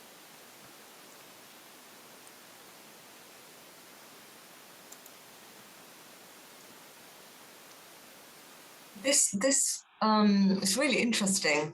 It feels like what we're describing here applies to kind of like man-made systems, as opposed to say like natural law or kind of like natural systems. Yeah, I guess a lot of these are. Yeah, we're thinking about. And we can think of these on different scales as well. It might be within an organisation. It might be if you've got a community garden, for example, and there'll normally be some kind of committee or some kind of group of people that have some kind of power within, decision-making power around that. But it might be on kind of quite, much broader scale, I guess. I'm just thinking of some of the stuff that's been in the news this week, about certain rules that were made about how we behaved last winter, but the decision makers didn't seem to think those rules actually applied to them. That's my kind of, I don't know, that might be controversial, but that was my reading of what. And I think there's been very much a consequence. I think people just actually there's been quite a visceral response from the population to that, I think, in terms of yeah. I think I'm thinking about this, well, thinking all the time, as many of us are, about what's the most effective thing we can do about climate change. Yeah. Kind of campaigning and activism. Well, a lot of that seems to apply to number 5, kind of trying to change the rules. Mm-hmm. And so I'm really eager to find out what number, like 1, 2, 3, and 4 are. Okay. Yeah, it's quite hard to get. I'm finding it quite hard to get my head around, but really challenging in a good way. I really want to sort of learn more about this. Yeah. Okay. Graham, Yeah. I have kind of question, maybe suggest, I don't know. So when we have very big problems like climate change, animal exploitation, anything like this, do you think some of these leverage points can actually be so insignificant and we are like putting all our effort on something that will not do, like, oh, let's produce more electric car, or let's do this. So they not actually becoming the solution, but it's moving down and becoming part of the problem. Okay. Well, let's go through some of the others and see if that addresses some of those points. So we're getting into the higher level, and each of these kind of from here on in, they kind of feed into each other as well, I think, a little bit. So it's one thing to have the information, and and then there are the kind of the parameters or rules within the system, and within that there is the power of self-organisation. So she's like we're getting kind of quite high level intervention points now. So the most stunning thing, again I'm reading from her text, the most stunning thing living systems can do is to change themselves utterly by creating whole new structures and behaviour. In biological systems, that power is called evolution. In human economies, it's called technical advance or social revolution. So, yeah, just about this whole thing about self-organisation. Then there might be rules or parameters within which we're working, but actually to self-organise in that people will generate their own solution, which maybe responds a little bit to what Natalia was saying, that people will generate their own autonomous solutions or ways of intervening. I think an example of that, we had someone on the last course who used the example of XR, or Extinction Rebellion, and I guess part of that, in terms of our points 6, 5 and 4, they gave the example that, obviously information flows. If we're not aware, if we've got no information about the climate, then we're going to be completely, we'll be like the frog in the, what's that analogy, with the frog in the saucepan, not realising the water's getting hotter and hotter, so it doesn't do anything about it. I guess we've got the information that, climate change is, or there seems to be a lot of evidence that climate change is kind of happening. That's the information flow. And that is the,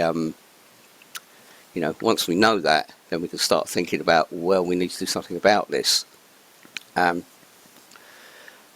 I guess, in the example of XR, there are certain rules or parameters that, the XR has certain goals, or not goals,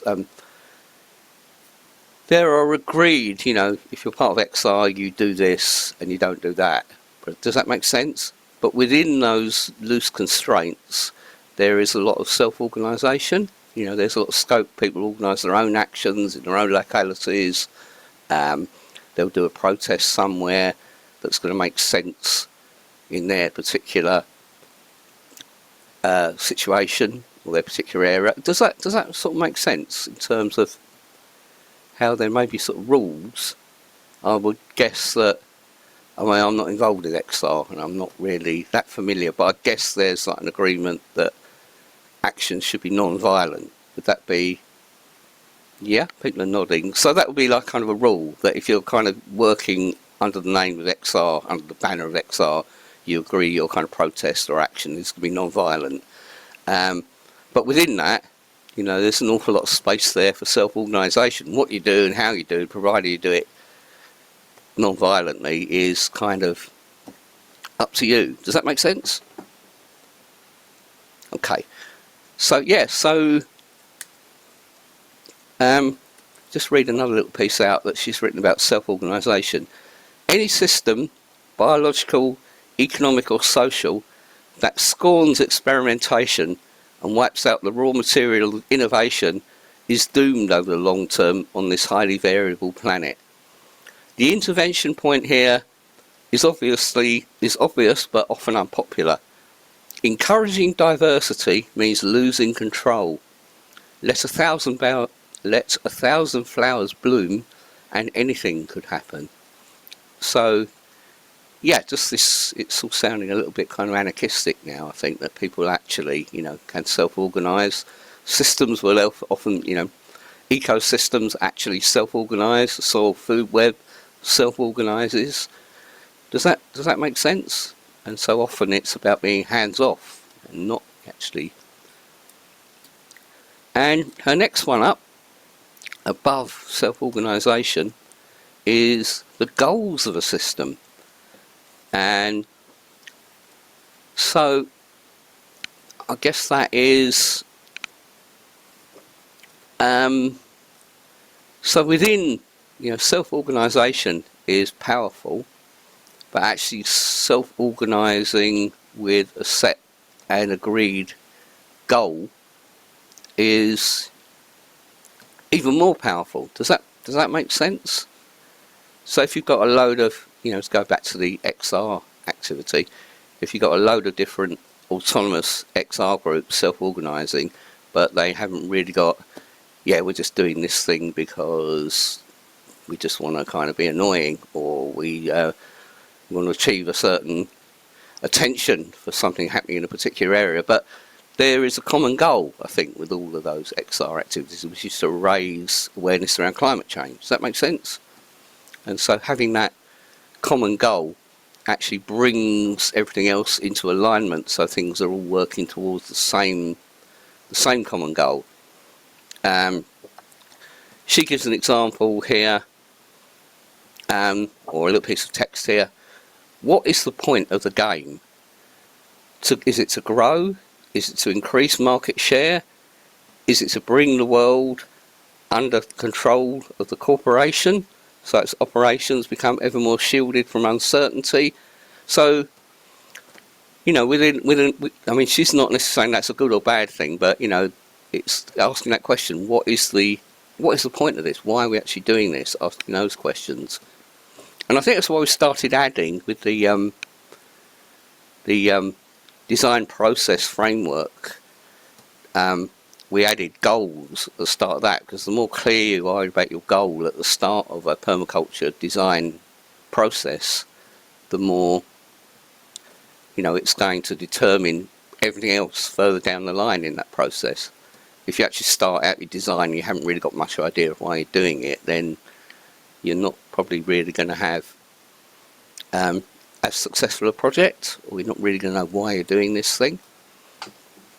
Can I just, that's just, I think it's a really interesting one, because it immediately had me thinking about when you say what are our actual goals, like you could apply it to politics, or what our projects want to be, or what conversations are. But so often as humans, our goal isn't actually necessarily the thing we're saying it is, or the thing we can think it is, which might be climate change or community or saving this person, or so.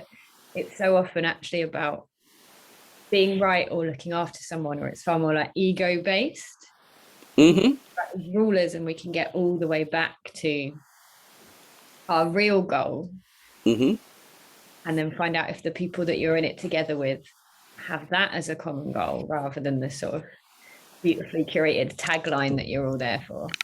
Yeah, absolutely, yeah. More powerful. Definitely. Yeah, and she's given another example here. If the goal is to bring more and more of the world under the control of one central planning system, and that might, in her words here, that might be the New World Order, it might be religious fundamentalism, it might be Tesco's, it might be Disney, then everything else further down the list, even self-organising behaviour, will be pressured or weakened to conform to that goal. Does that make sense? So I guess it's like, yeah, Tesco's, the supermarket chain, you know, they want to be, or I suppose now it'll be, you know, it's quite an old book. Amazon, for example, you know, to bring more and more of the market control under Amazon and Amazon's vision of how the world should be. And the more, you know, if you're working for Amazon or you're kind of, you know, on whatever level, whether it's corporate boardroom level down to working in the, what do you call it, the warehouse, there's going to be that kind of, you know, rules and the big vision of Amazon that you've got, or Google or whoever it is, or Facebook, that you have to kind of conform to. Does that make sense? So actually having that, and I think one of the reasons, you know, when we did the forest garden session, designing the forest garden, and I said at the start of the design of that is be clear about, you know, why, you know, why do, you know, what's this forest garden for, or this food forest? You know, having some clarity about that. Is it to grow as much food as possible? Is it to make an educational project? Is it just a place for you to chill out and relax? So depending on what that goal is, it's going to have a lot of impacts in how you actually design further down. Okay, I'll move on anyway to the last couple.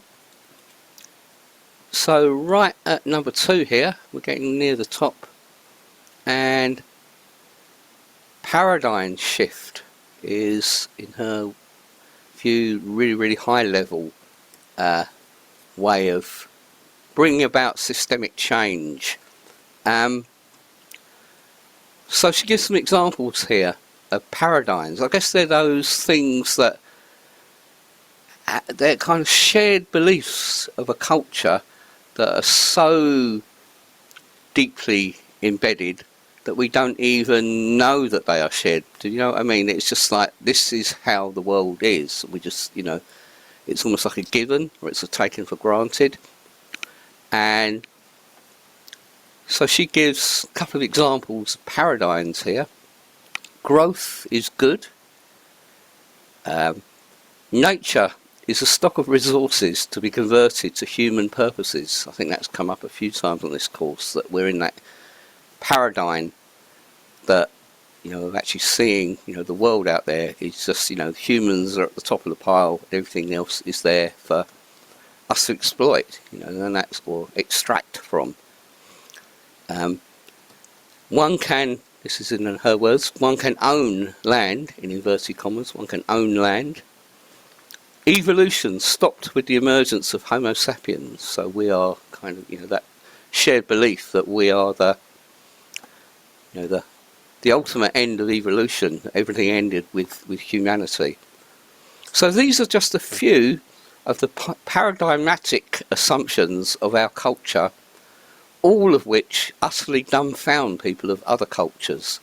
So I guess it's actually about recognising those shared beliefs, acknowledge, you know, these are the shared beliefs, and actually, can they be changed? Can we actually shift to a different paradigm? Can we shift to a paradigm that says, you know, that doesn't say growth is good, or that doesn't view nature as a stock of resources to be converted to human purposes? That you can't actually own land. You know, we can only maybe look after land for the few years that we're around. And you know, because these aren't actually shared by other cultures. Maybe, you know, many of these beliefs. So how do you change paradigms? Again, I'm reading from her book. In a nutshell, You keep pointing out the anomalies and failures in the old paradigm, and you come yourself loudly with assurance from the new one. You insert people with the new paradigm in places of public visibility and power. You don't waste time with reactionaries, rather you work with the active change agents and with the vast middle ground of people who are open-minded. So, thinking in terms of where we started, the whole, adjusting the numbers, that actually we've got, maybe this housing estate where there's antisocial behaviour going on, and thinking, how do we address that? We'll stick a few more police on the beat, or we'll stick a few more CCTV cameras in, or whatever. Again, that's, it might make a few changes, might make a bit, but it's not actually going to change anything fundamental. But if we've moved right up here to the paradigm shift, actually looking at what is the culture that's producing, why is this actually happening? Why are these antisocial behaviours there? Can we actually have a complete, can we rethink that entire culture? I guess we're up here very much in the paradigm shift zone.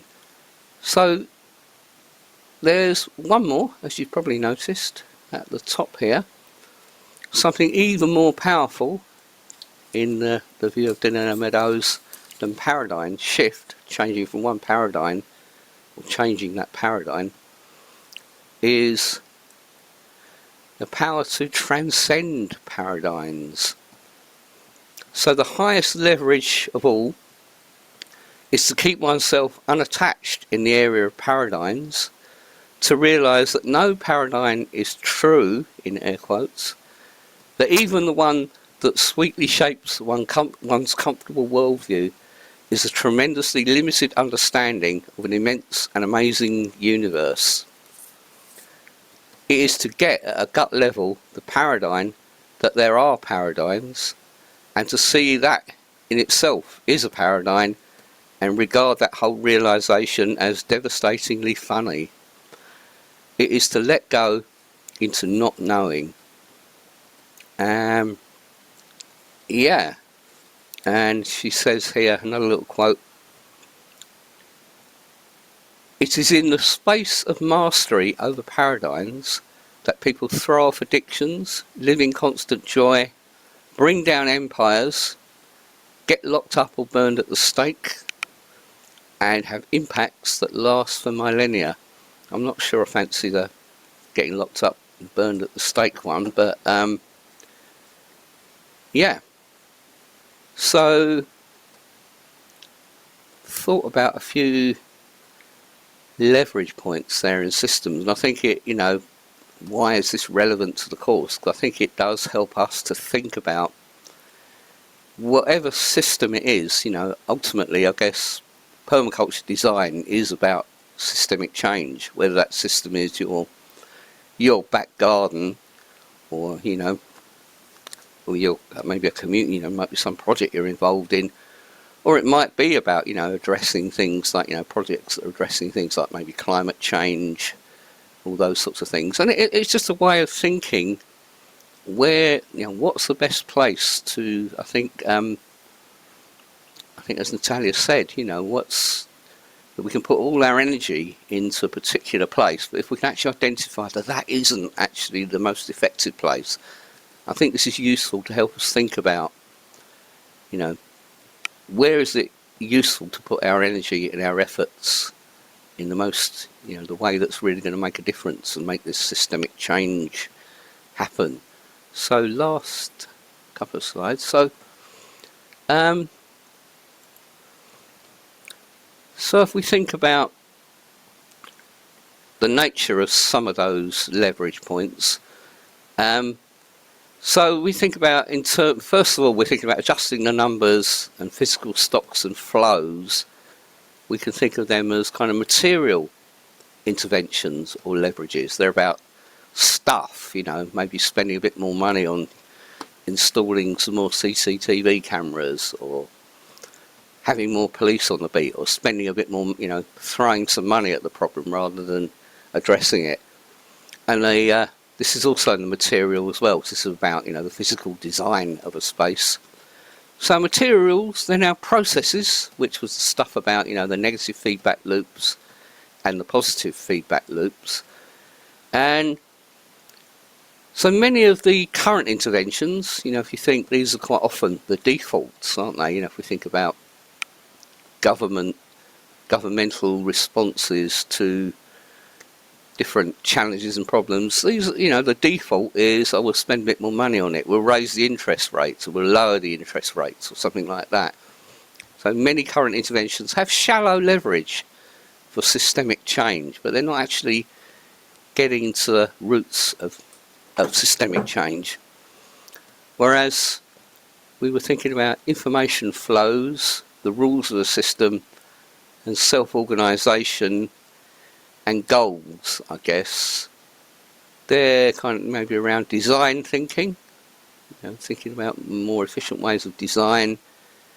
And at the top here, as we move, goals of the system, paradigm shift and transcending paradigm, I guess they're more about our intent. And I guess the more we can focus up this end of the lever, we have deeper leverage, or deeper leverage points have greater potential for systemic change. So by putting our weight here, by pressing here, our leverage here, we're really getting this rock of systemic change is moving to a different place now. Does that make sense? Okay, so I've got one more here. A quote from Donella Meadows. The future can't be predicted, but it can be envisioned and brought lovingly into being. Systems can't be controlled, but they can be designed and redesigned. We can't surge forward with certainty into a world of no surprises, but we can expect surprises and learn from them and even profit from them. We can't impose our will upon a system. We can listen to what the system tells us and discover how its properties and our values can work together to bring something much better than could be produced by our will alone. We can't control systems or figure them out, but we can dance with them. So, okay, I shall stop the share. And we'll take a break in a minute, but I just wondered if anyone, any kind of questions or comments or thoughts from that session. So I think it's it brings up a whole lot of stuff, this, and I think it really does. It can be quite challenging, so it'd be good to hear if anyone's got any sort of feedback or... I really enjoyed that. And I was sort of scribbling a lot of stuff down, and it made me think of so many different things. But really, I'm interested in this thing about uncertainty, and that was really lovely. That quote, that last quote about kind of dancing with it, dancing with the present, and it's all about these lovely balances. I think that's what came to mind. I remember coming across the two words contemplative action once, and I thought, wow, they're just so perfectly balanced. And it made me also think about when doing things, just doing things can become just a habit if it's not just kind of, if it's not connected with real design, real vision, if you like, I suppose. And so this is really helping to sort of realize that all those layers of careful consideration is needed, but somehow without creating any kind of rigid, I suppose, ideology. And I've just, I thought that was, and also talking about these different systems, it also reminded me of a talk that I went to given by a human rights lawyer. And she did a talk about digital colonialism, which was fascinating.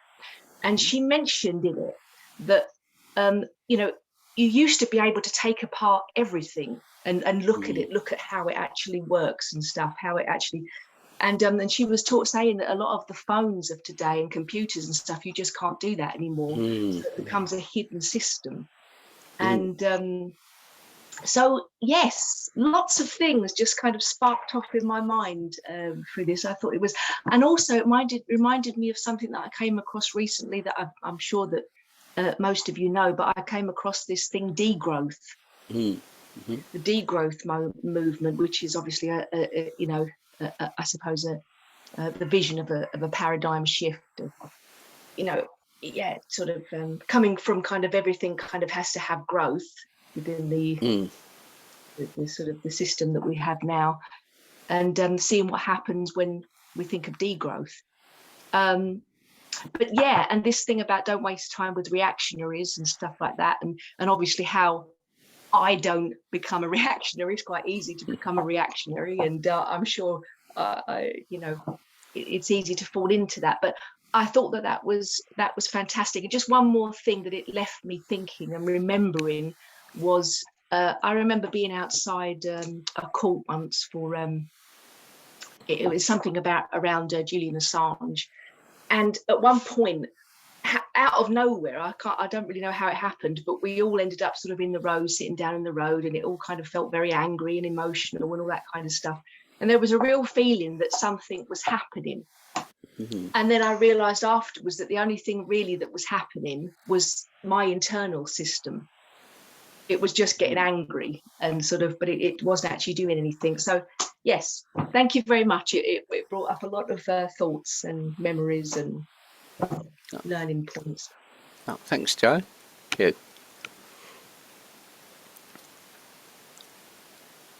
Okay. I thought it was really interesting, Graham. So it made me think about lots of things. And apart from number one, I was thinking that all of the other levers are equally applicable to nature as they are to man-made systems. And it made me think about, because you gave us this video on, is it biomimicry to watch really early on, and I watched that, and it made me think that as you're trying to create systems in a man-made way, if you use the kind of the higher levers, you do quite well, because this is the way nature organizes itself.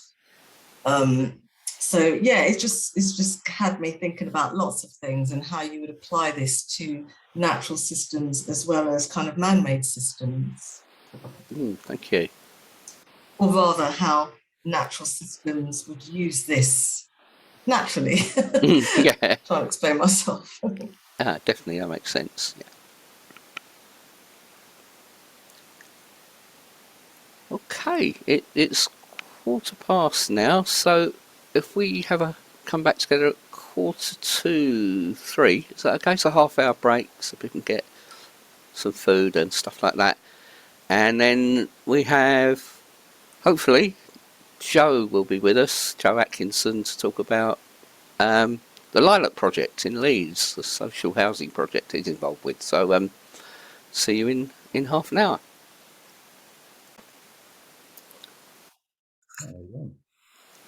Okay. Okay, thanks, Graham. Okay, so welcome back, everyone. I just I introduced you very quickly. That's all right. Welcome back, everyone. I hope everybody. I know there's probably people who are actually there, even though their screens are off, and they're probably eating a sandwich or a bowl of cornflakes or something like that. So yeah, introduce you to Joe Atkinson, who's going to be our guest tutor this afternoon, and he's going to talk to us about the Lilac project. So yeah, over to you, Joe. Okay, thanks, Graham. Hi, everyone. So yes, I'm Joe Atkinson. I won't bore you with my whole life story, but I did used to work at the Permaculture Association as the learning coordinator, and I do a bit of teaching of permaculture, and I do a bit of diploma tutoring as well.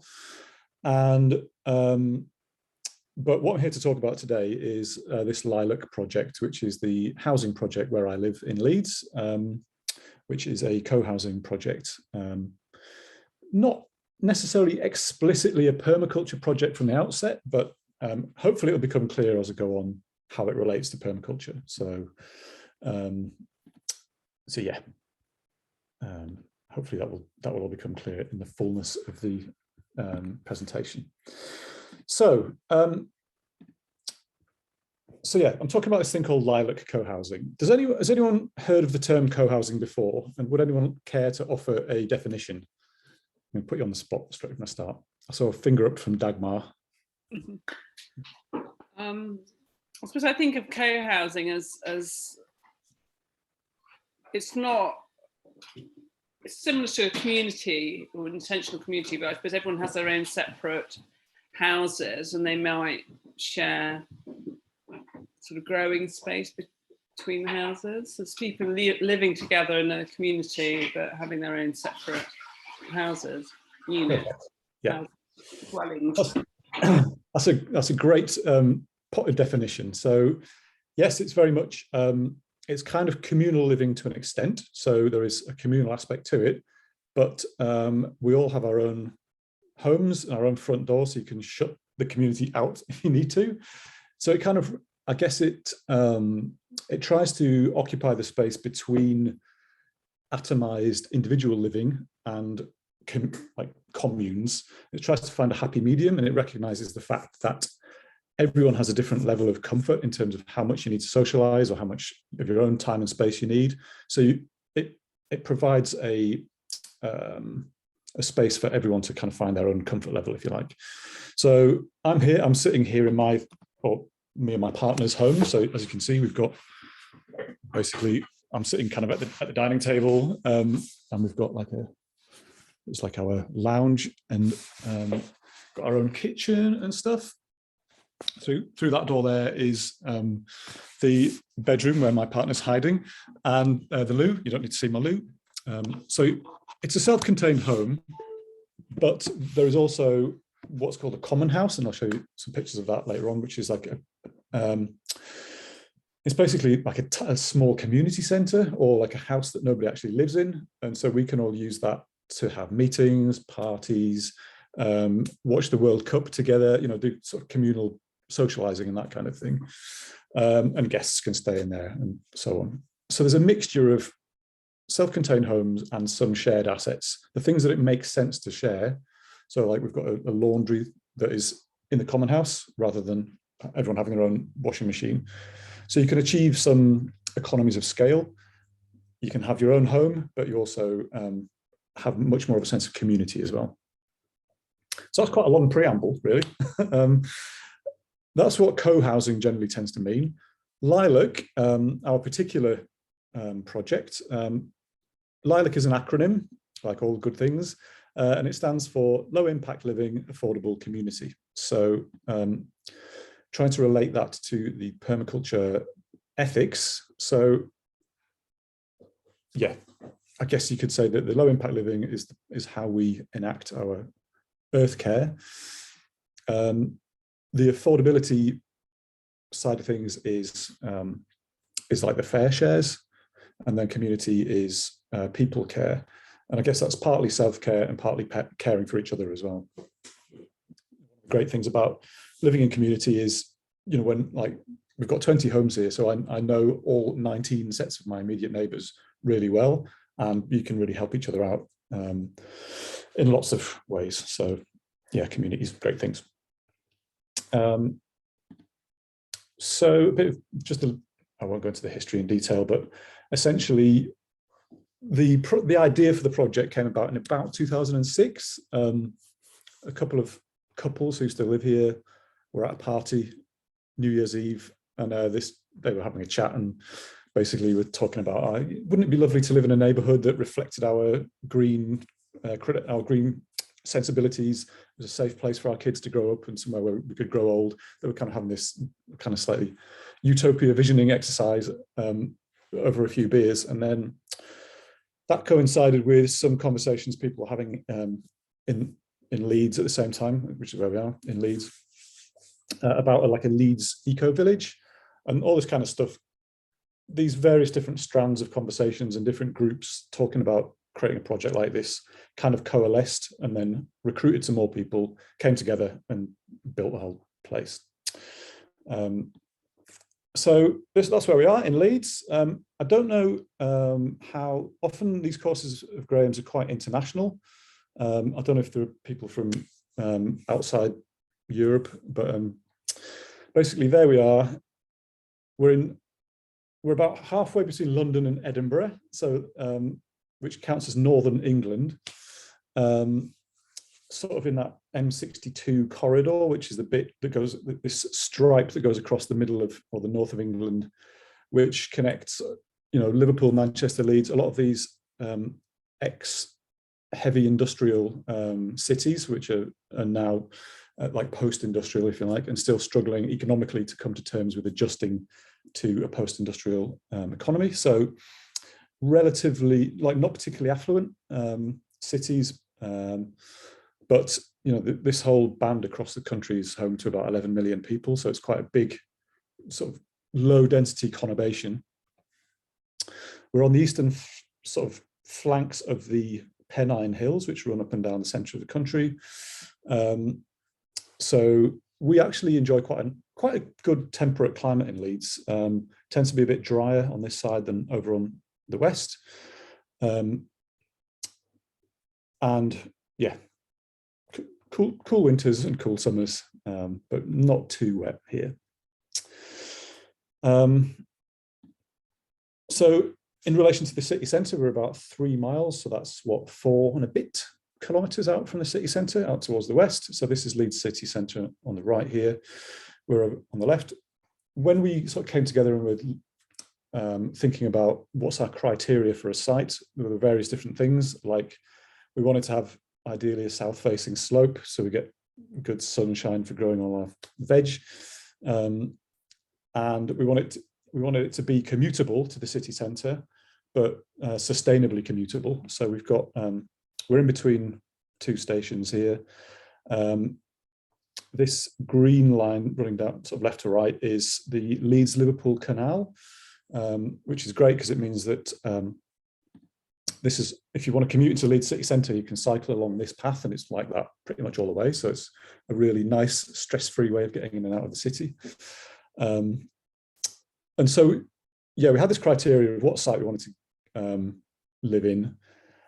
And so it's sustainable transport, south-facing slope, close enough to schools and doctors and all various amenities. We were kind of set that it was going to be an urban or suburban project, not a rural one. So there are all these various different criteria that we identified.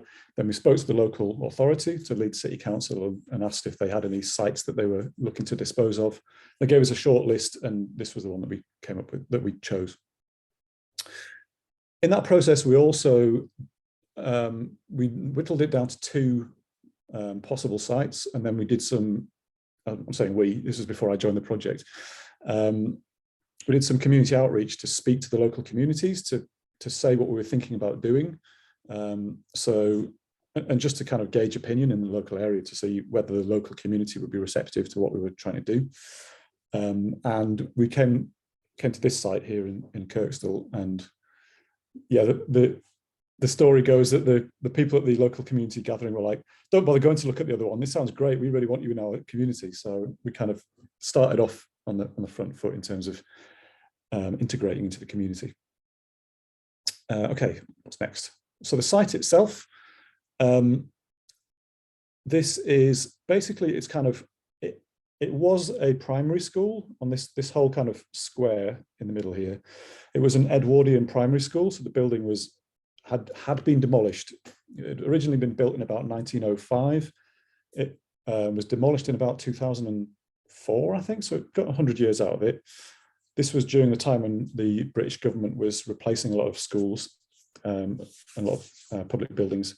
So no, it was demolished. The council had this site on their books, and they developed the top right-hand corner. So this is housing for people with enhanced support needs. So it's mainly people with quite profound learning difficulties or mental health support needs. So there was this kind of 3/4 of the site left over that the council had, and they didn't really know what to do with it. It wasn't particularly attractive to volume house builders. So in Britain, we have, there's a small number of very large companies who buy up a lot of this kind of land and then develop it for profit. It's not a particularly attractive site to them because it has a huge sewer main that runs under the site down here. which you can't build on top of. So it limited how many units you could get on this site. So that made it unattractive to these big corporate home builders because they couldn't maximize the profit from it. But it made it very attractive to us because we were like, great, we can have more communal gardens and some allotments and everything. So it's great for us. It also meant that because there wasn't that demand from other developers, the price was relatively sensible. So anyway, we got this. We bought this it's about 3/4 of a hectare. So 1.5 acres or something like that.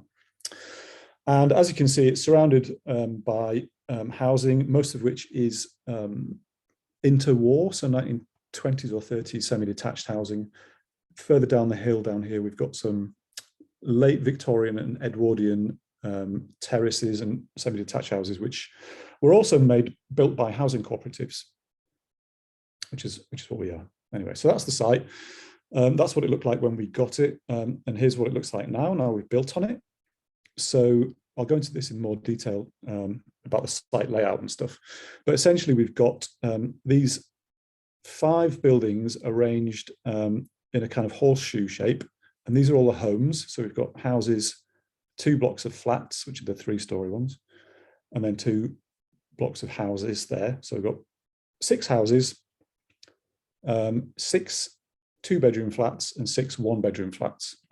Is that right? 6? That can't be right. 8 houses. We've got 8 houses and 12 flats. So 20 in total.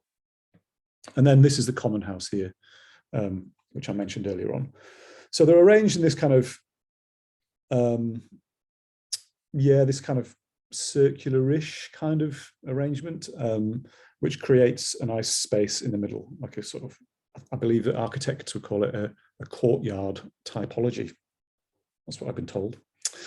And then the top corner up here, which was just old grass when we got the site, we've turned that into kind of allotments. So these are like little individual growing spaces. Okay.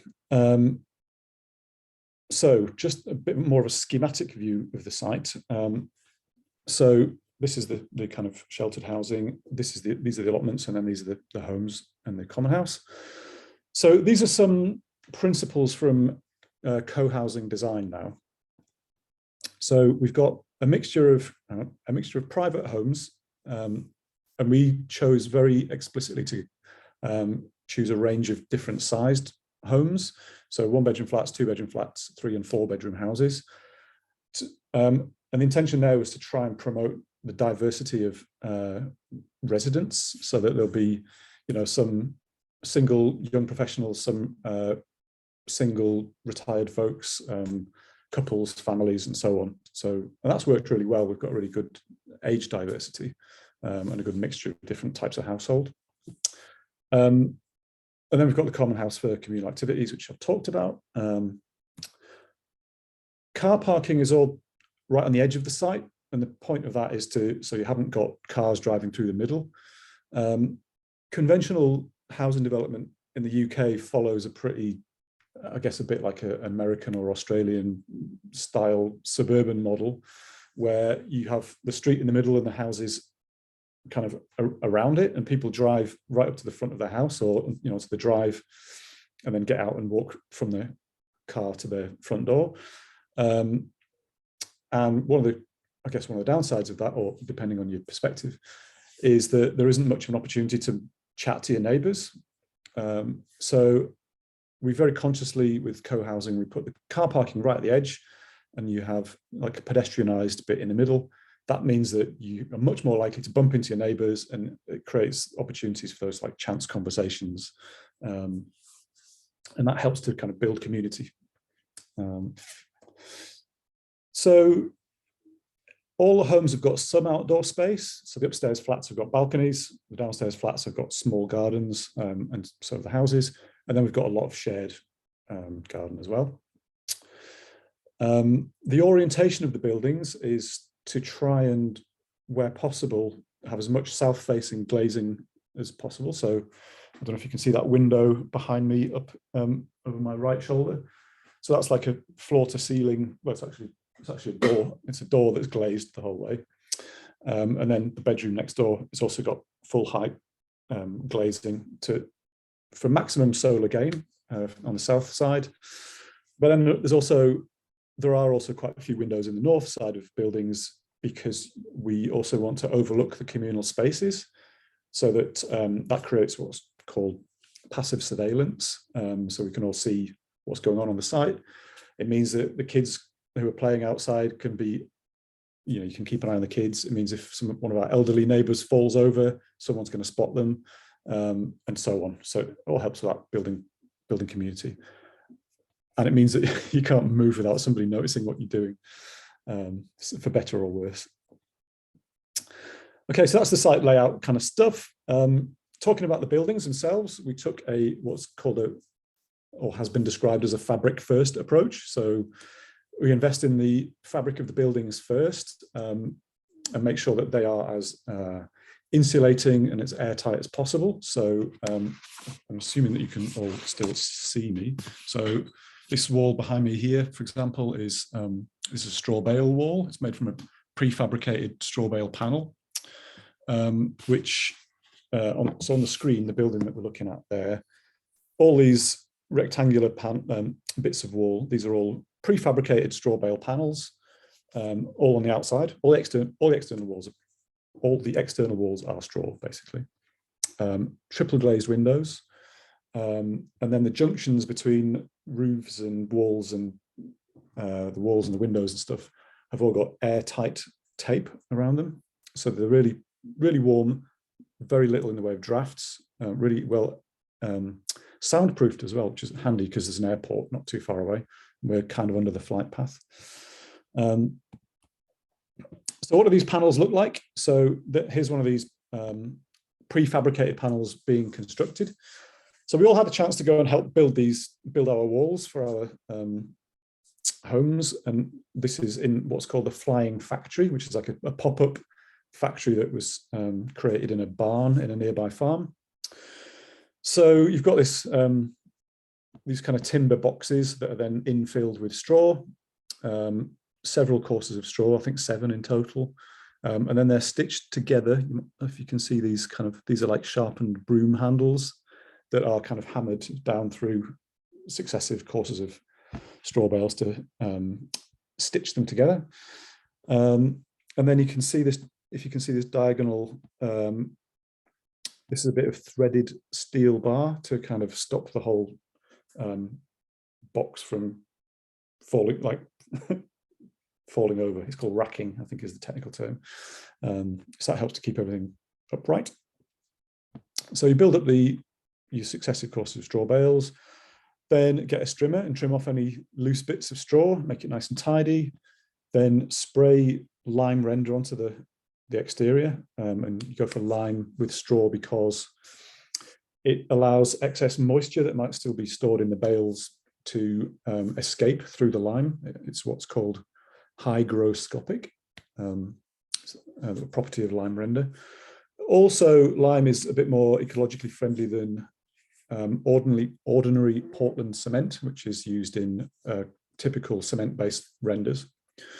So lime's a bit more ecological because when you're slaking it or burning it when you're burning the raw material to turn it into the lime product that you make the cement out of, you burn it at a lower temperature, so you're emitting less carbon.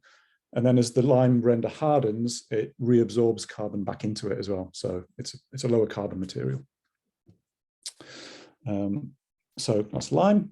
Triple glazing, I mentioned. This is on my back door, my kitchen door. So this was the first sort of really cold day when we were living here, and I walked into the kitchen in the morning. I was like, oh no, what's going on? I've got all this condensation on my door. Something's gone horribly wrong with these buildings.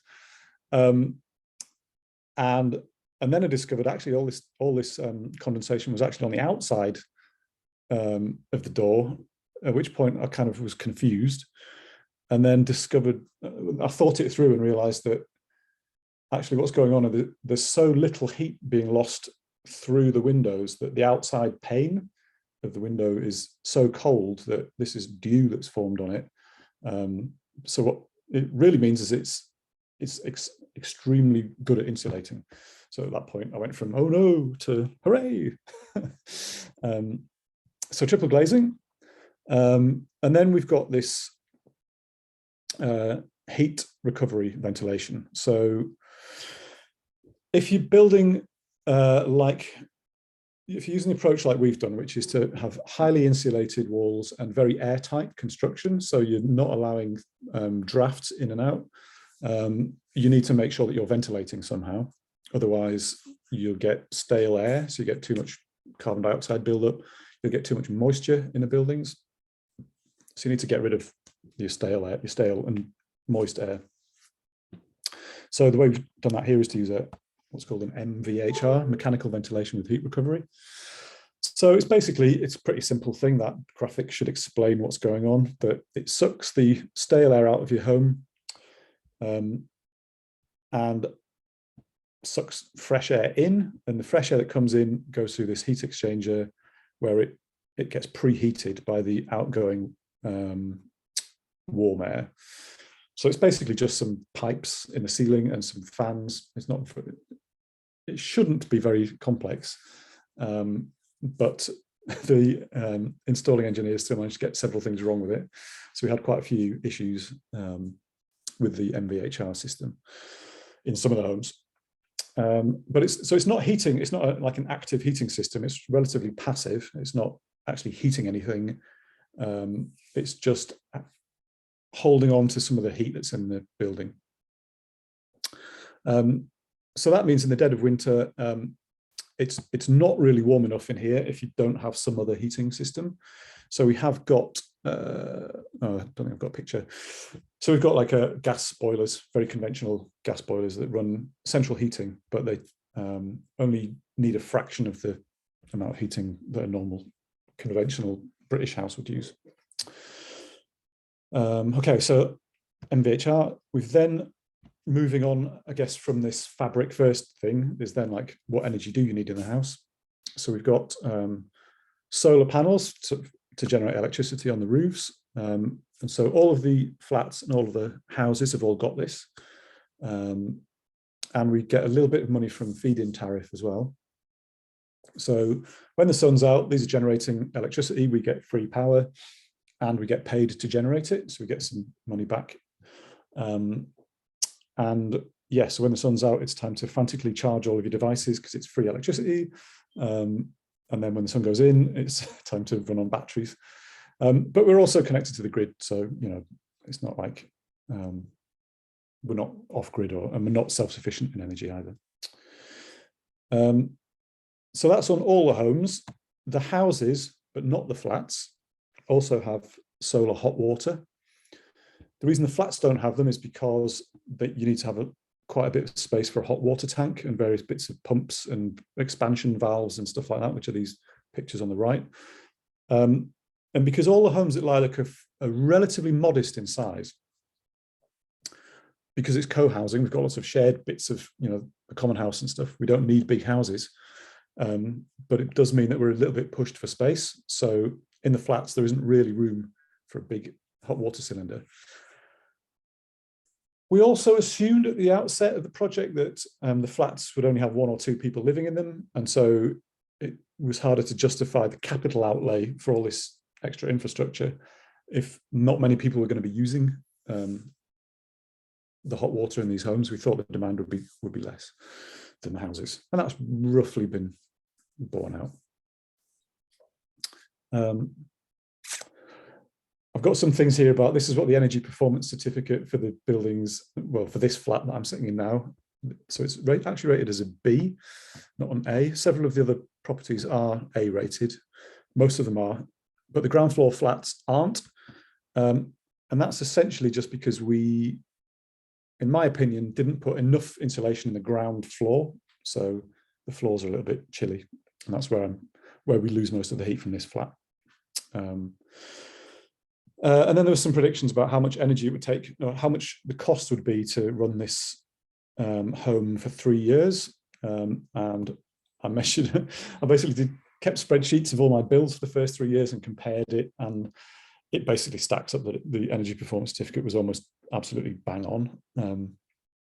So yeah, so it costs something in the region, or it did when we first moved in. It cost about £310 a year, 330, something like that for all gas. Oh yeah, so it's 300, 350. So yeah, somewhere about 330 for all the gas and electricity for this home. At the time, that compared to something like 1,200 odd for the average British home. Granted, this is a one-bedroom flat and the average British home is bigger, so you'd expect it to use more energy.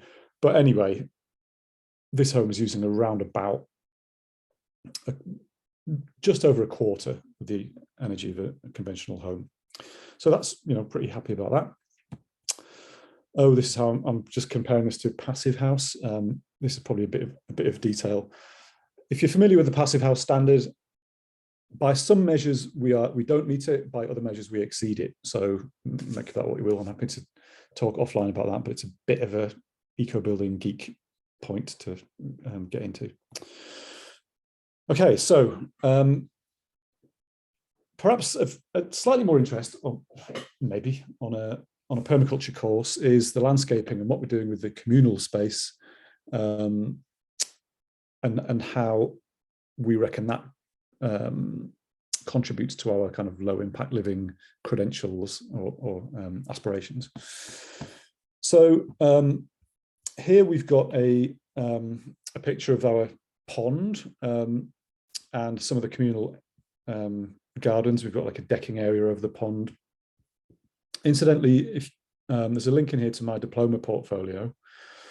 If you go to joeatkinsonpermaculture.com, you can find my portfolio on there. I think their designs might be 4, 5, 6, and 7, or 3, 4, 5, and 6. There are 4 of my designs relates to this, like how we did the landscaping at Lilac. So you can read loads more in depth about it in there.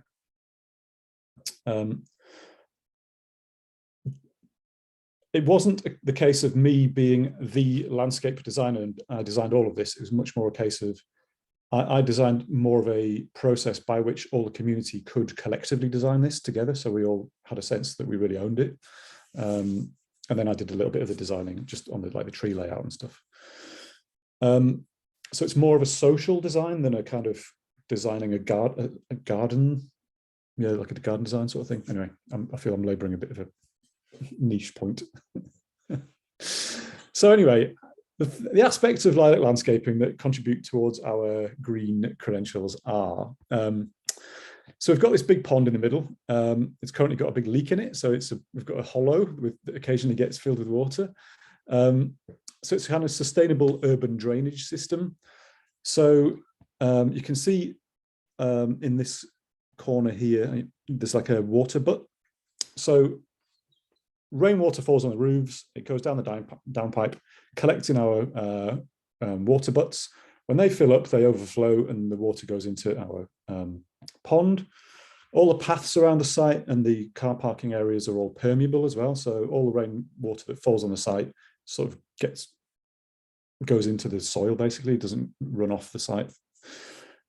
When this pond is full, there is like an outflow from it, which has what's called a hydraulic brake on it. So that basically reduces the rate at which water can flow off the site and into the city's drains, which means that if there's a sudden downpour, loads and loads of rain, which is increasingly the case with climate change, we're absorbing as much water on site as possible and then releasing it slowly, so we're not contributing to flooding. Also, the other good thing about a pond is it's great. You mind if I just sorry, you did say butt in. Sorry, can you explain how that brake works? No, because I don't know. Sorry. I mean, from what I've seen, I think it's like, it's basically like a fairly narrow pipe, and I think it might have some kind of filter on the top of it to stop crap getting into it, and then I guess I've got the feeling it has some kind of auger in it, but as I'm saying it, I can't figure out how that would help. But it's just kind of a kind of restricted pipe that means that you can only so much water can pass through it. Well, maybe I need to find out. Yeah.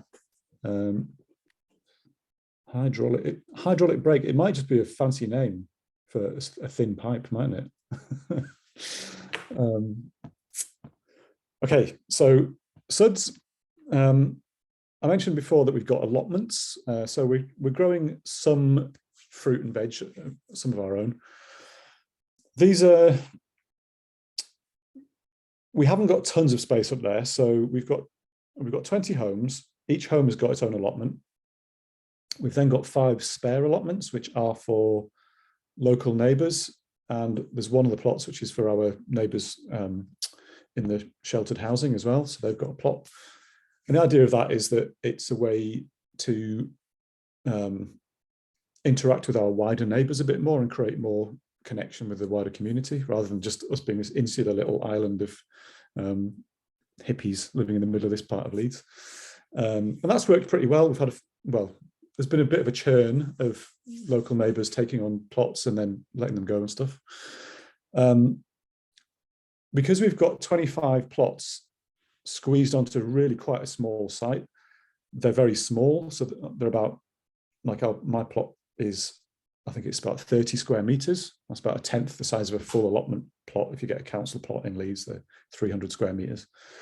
So we're never going to be self-sufficient in fruit and veg. And we're not really trying to be. Frankly, we haven't got the space.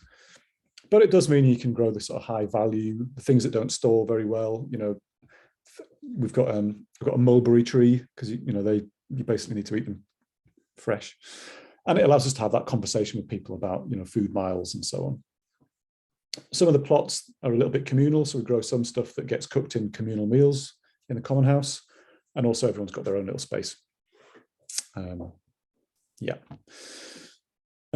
So the other good thing about having allotments is that we can create some cycles with our waste coming out of our kitchens, and that can go back into the soil through compost, and also a lot of things like our cardboard recycling and stuff tends to be composted on site, a lot of it. We've got what I would describe as a warm heap system. When we were designing the composting, we were thinking, right, we've got 20 homes here, so that's lots of waste that's being generated. So we could have a hot heap system potentially.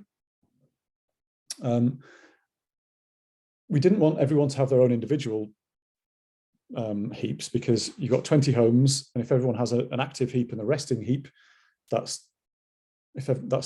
say that's 2 square meters per home, that's 40 square meters. That's starting to take up quite a lot of space. If we wanted to have a hot heap, we'd be having to try and coordinate the right mixture of material coming into the system at the right time. So you'd have to be trying to manage the right, making sure that, we've got enough for a layer of greens now we've got enough for a layer of browns. So we've gone through a bit of a halfway house where we've got something like 7 or 8 bins. All the fresh compost goes in the top end, and it's a bit of a mess at first, but we regularly turn it. So there's a landscape task team, and they're in charge of press ganging volunteers to come and turn the compost on a regular basis. So, and that works pretty well. In the course of a year, we put a lot of compost in, and it's usually fresh by the next, or ready to use by the next year, because we keep it moving, keeps it warm, and it tends to break down. You have a few problems with people putting stuff in that, woody stuff that's too big that doesn't break down and that kind of thing. So, but on the whole, it works okay. And here's if you've talked about design processes, you've probably talked about let's say SADIMET, like survey, analyze, design, implement, maintain, and then evaluate and tweak. So we evaluated our compost, and we didn't really have to do much evaluation. It was basically getting overrun with rats, because there was so much fresh material going in, and basically stuff that like rat food.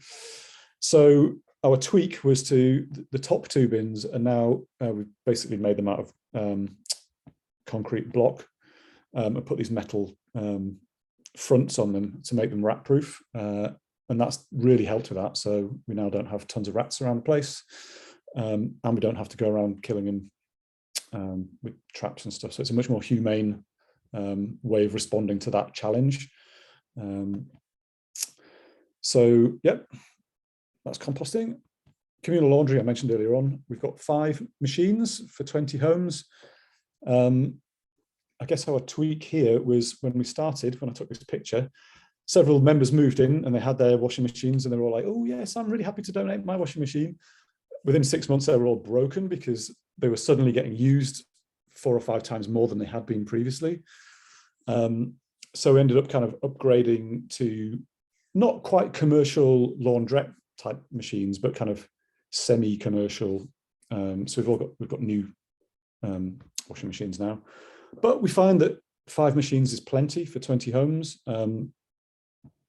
And yeah, we all just chip in £5 a month to pay for all the consumables.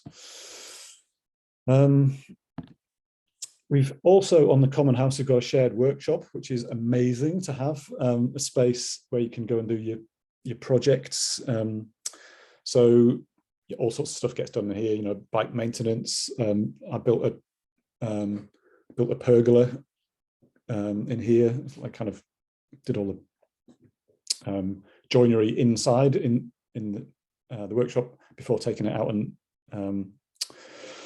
erecting it on site. So that saved me a lot of cold outside time, which is good. And as you can see, it's getting fairly well organized. Originally, it took quite a few years before this became this nice and tidy. There was a few years of chaos in the workshop, but yeah, it's working pretty well now.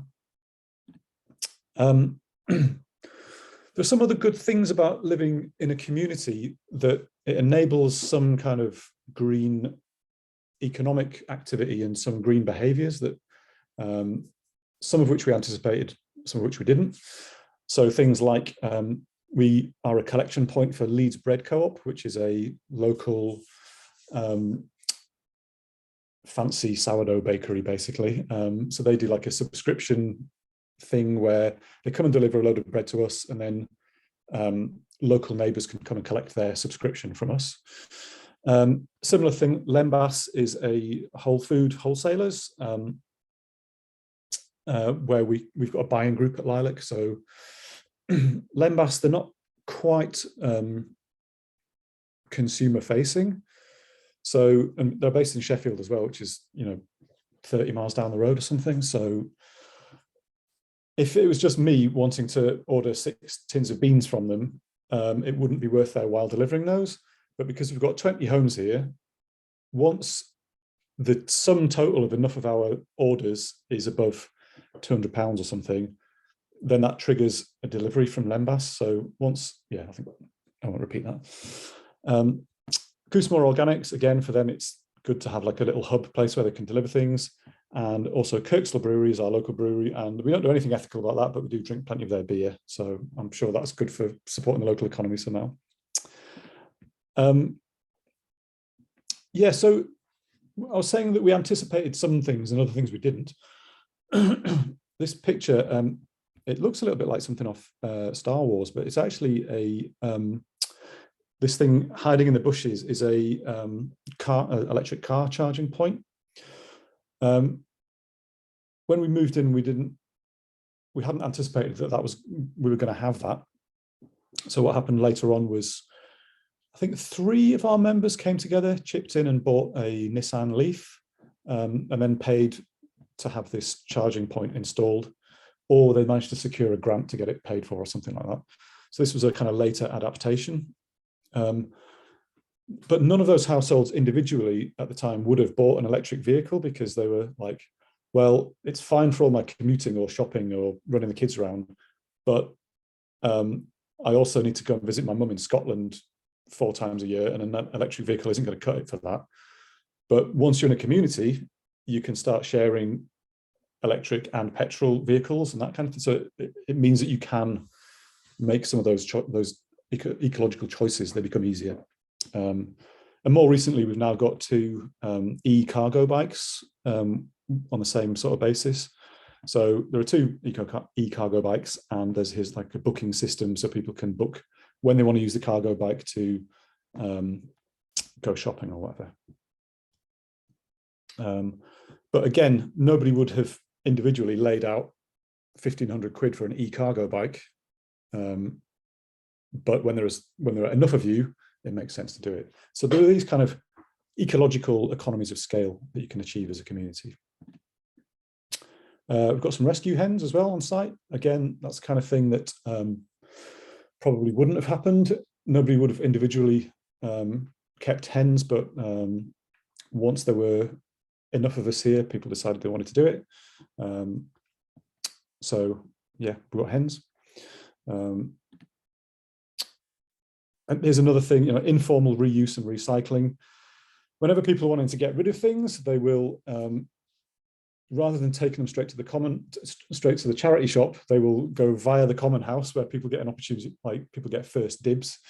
And there are clothes swaps that get arranged when there isn't a pandemic on fairly regularly, because we've got a common house to hold that kind of thing in.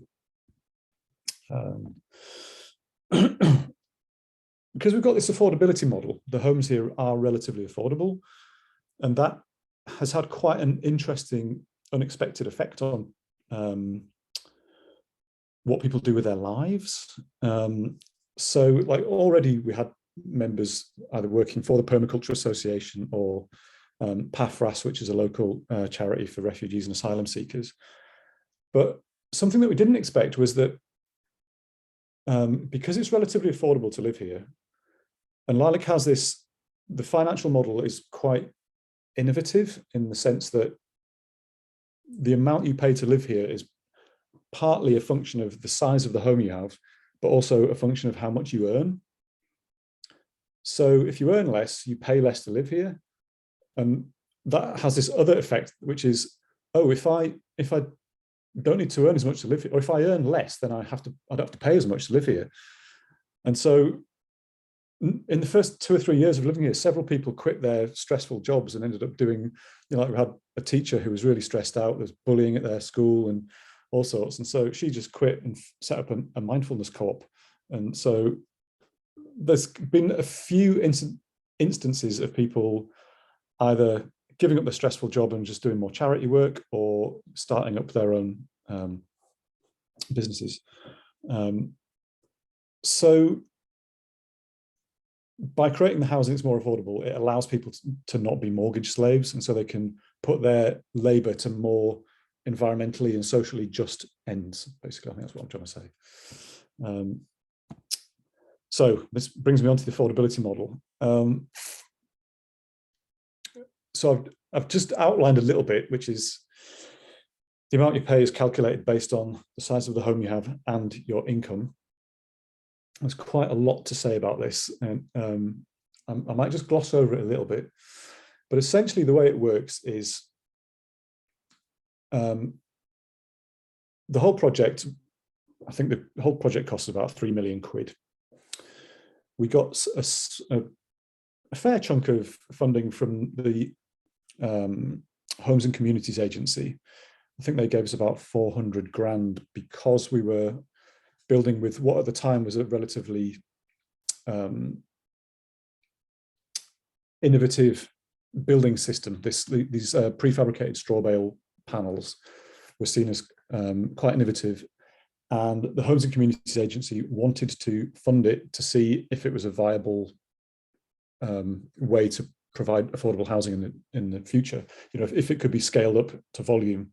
So we got a bit of funding for that, but we reckon that kind of got absorbed by the fact that these panels were more expensive than they would have been if they'd been at volume.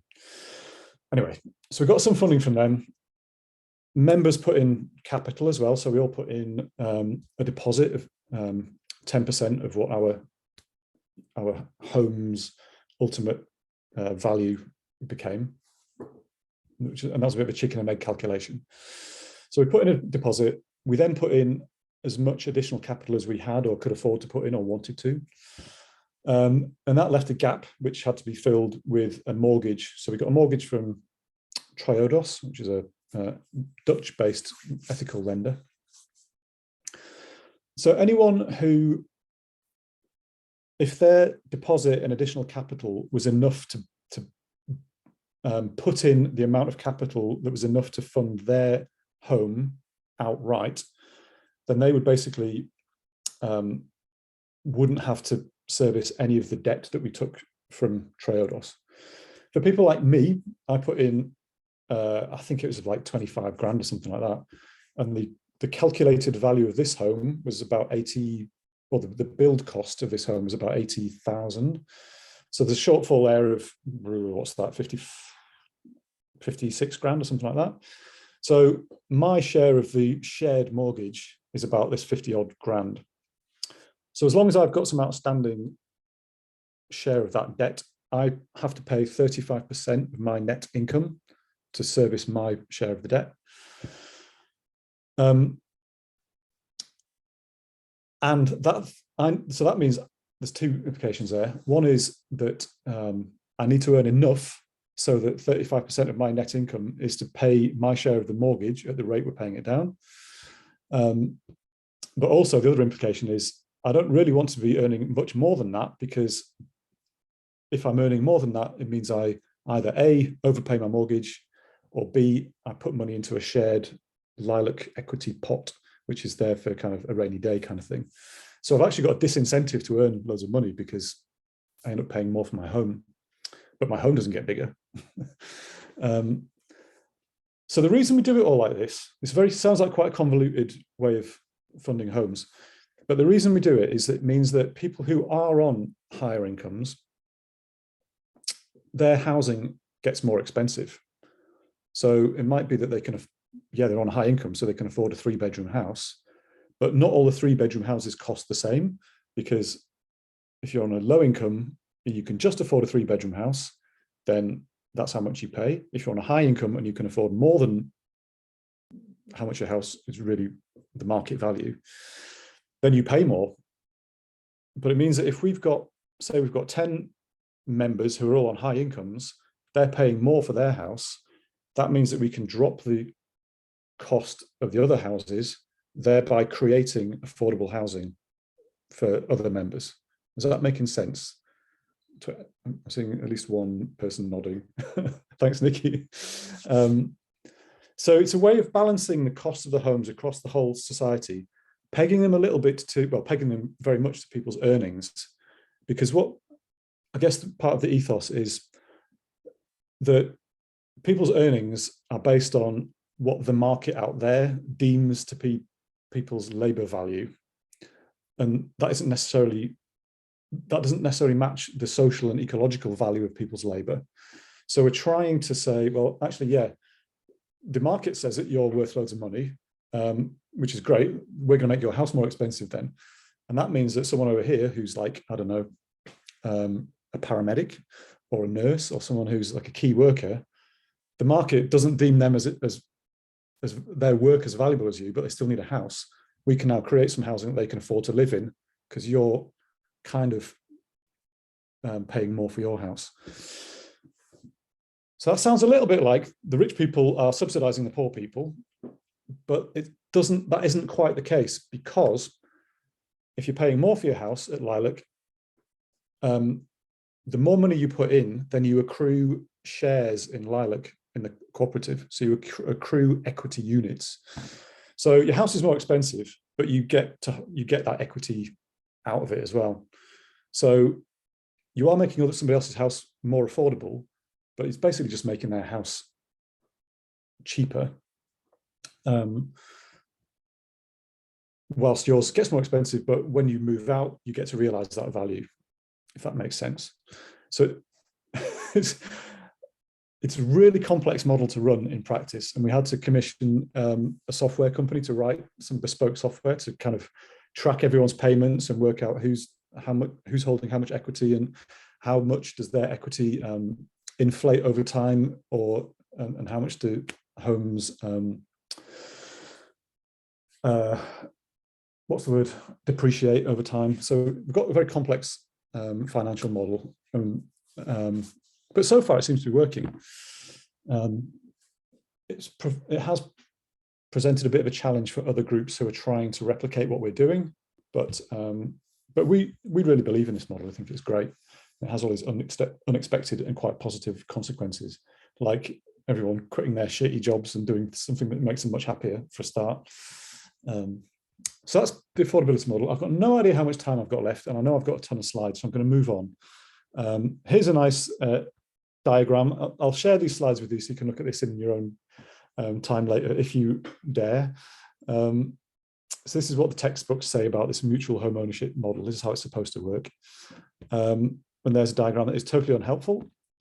So let's move on to community, which is the third and final aspect of this lilac. I've talked about the low impact living, I've talked about the affordability, and then there's a community side of things, which is partly how do we, because at Lilac it's a housing cooperative, we own all these homes as a cooperative. We're all the owners of the cooperative. So we are, in a sense, our own tenants and our own landlords. So we all have to run the business of the Lilac business as well as being a client of it, if that makes sense.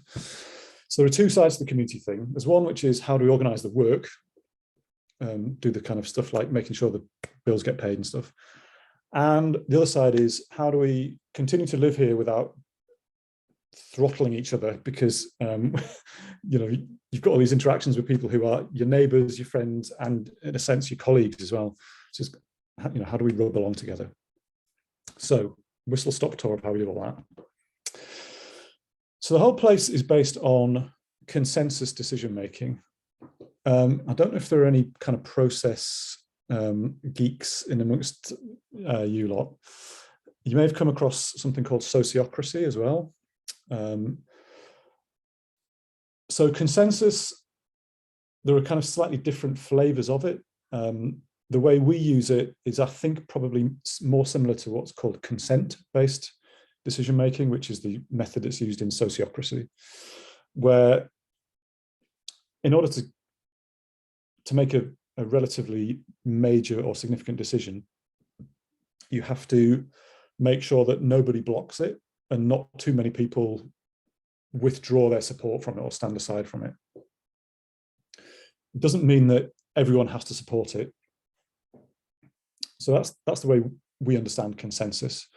There are more strict interpretations of consensus where you have to make sure that everyone supports a proposal before it can happen. That's a more, I guess, a more conservative version of the one that the way we're running it. So if you want something to change at Lilac, you have to introduce a proposal to a general meeting, and people have an opportunity to discuss it, maybe amend the proposal and do some work on it to get it to the point where it can avoid being blocked, I guess is the way to put it. So we have consensus decision making. Obviously that implies that there's quite a lot of process around getting anything done. And I guess I think it might be a later slide. So we have like a decision-making matrix, which says some decisions they're really big decisions, which affect the whole society, or they have a financial implication that everyone needs to be aware of. And so they have to be okayed at a general meeting or a special general meeting. There are other decisions which can be devolved to task groups, like where we're going to plant these daffodil bulbs. Like not everyone needs to get involved in that decision, so the landscape team can just do that. So people are empowered to take relatively small decisions, but bigger decisions have to be okayed by everyone. We've got a shared vision. This is super important if you're going to do any kind of project like this. And our vision has evolved over time. So it started off 15 years ago. We want to live in a lovely co-housing place that's super eco and blah, blah, blah, blah. Over time, the membership has evolved as new members have come in and people have left and so on. So it's always good to check back in with your vision to make sure it's still relevant. We've got shared values as well, which again, it's a sort of statement that we've all agreed, we want to be ecologically responsible. We want to be a learning community. We want to be diverse. We want to be inclusive, blah, blah, blah, all these kind of values. And then we've got some guiding principles, some of which are these classic cooperative principles because we're a co-op. And again, I'll let you read these in your own time. We've got our legal rules, and this is just like obviously a sketch of them. So it's things like saying that we legally speaking, we need to have a board of directors. It needs to be a minimum of 7, maximum of 15 members. How often do they meet? What constitutes a quorate number of directors at a meeting, and so on. And then general meetings and so on. So we've just got all that. That's all written down in our Lilac rules. We then each home.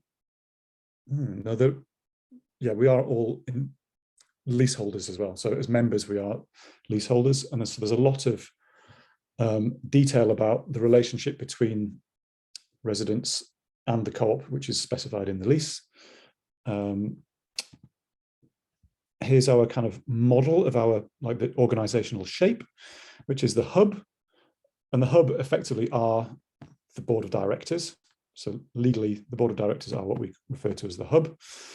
And then we've got these different themed task teams. So there's like a landscape one. They do all the soft landscaping. So look after all the trees, the plant things, make sure that we grow some fruit and veg for communal use, make sure the compost gets turned and so on. Maintenance team look after all the buildings, finance, pretty self-explanatory. So then each of these task teams have got a representative on the hub. So all of the task teams' interests are always represented, and any issues that can come up that can bubble up from a task team can be dealt with a kind of oversight group. But the hub don't actually have any decision-making power. If there's an issue, they're really more a sort of coordination function. So if something crops up that needs to be dealt with more broadly than just within a task team, then the hub are responsible for making sure that goes to all the members at a general meeting. Here's the decision-making matrix, which I mentioned earlier on. I won't go into super detail about that, but basically says if it's a big decision, everyone needs to be involved. If it's a small decision, it can be made by a smaller group. We then have a bunch of what you might call policies, but we've, being a touchy-feely intentional community, obviously we can't call them policies, we call them community agreements, to remind ourselves that we all agreed these, and as a community, we can always revisit them and change them, and that everyone has agreed to them and will agree to them.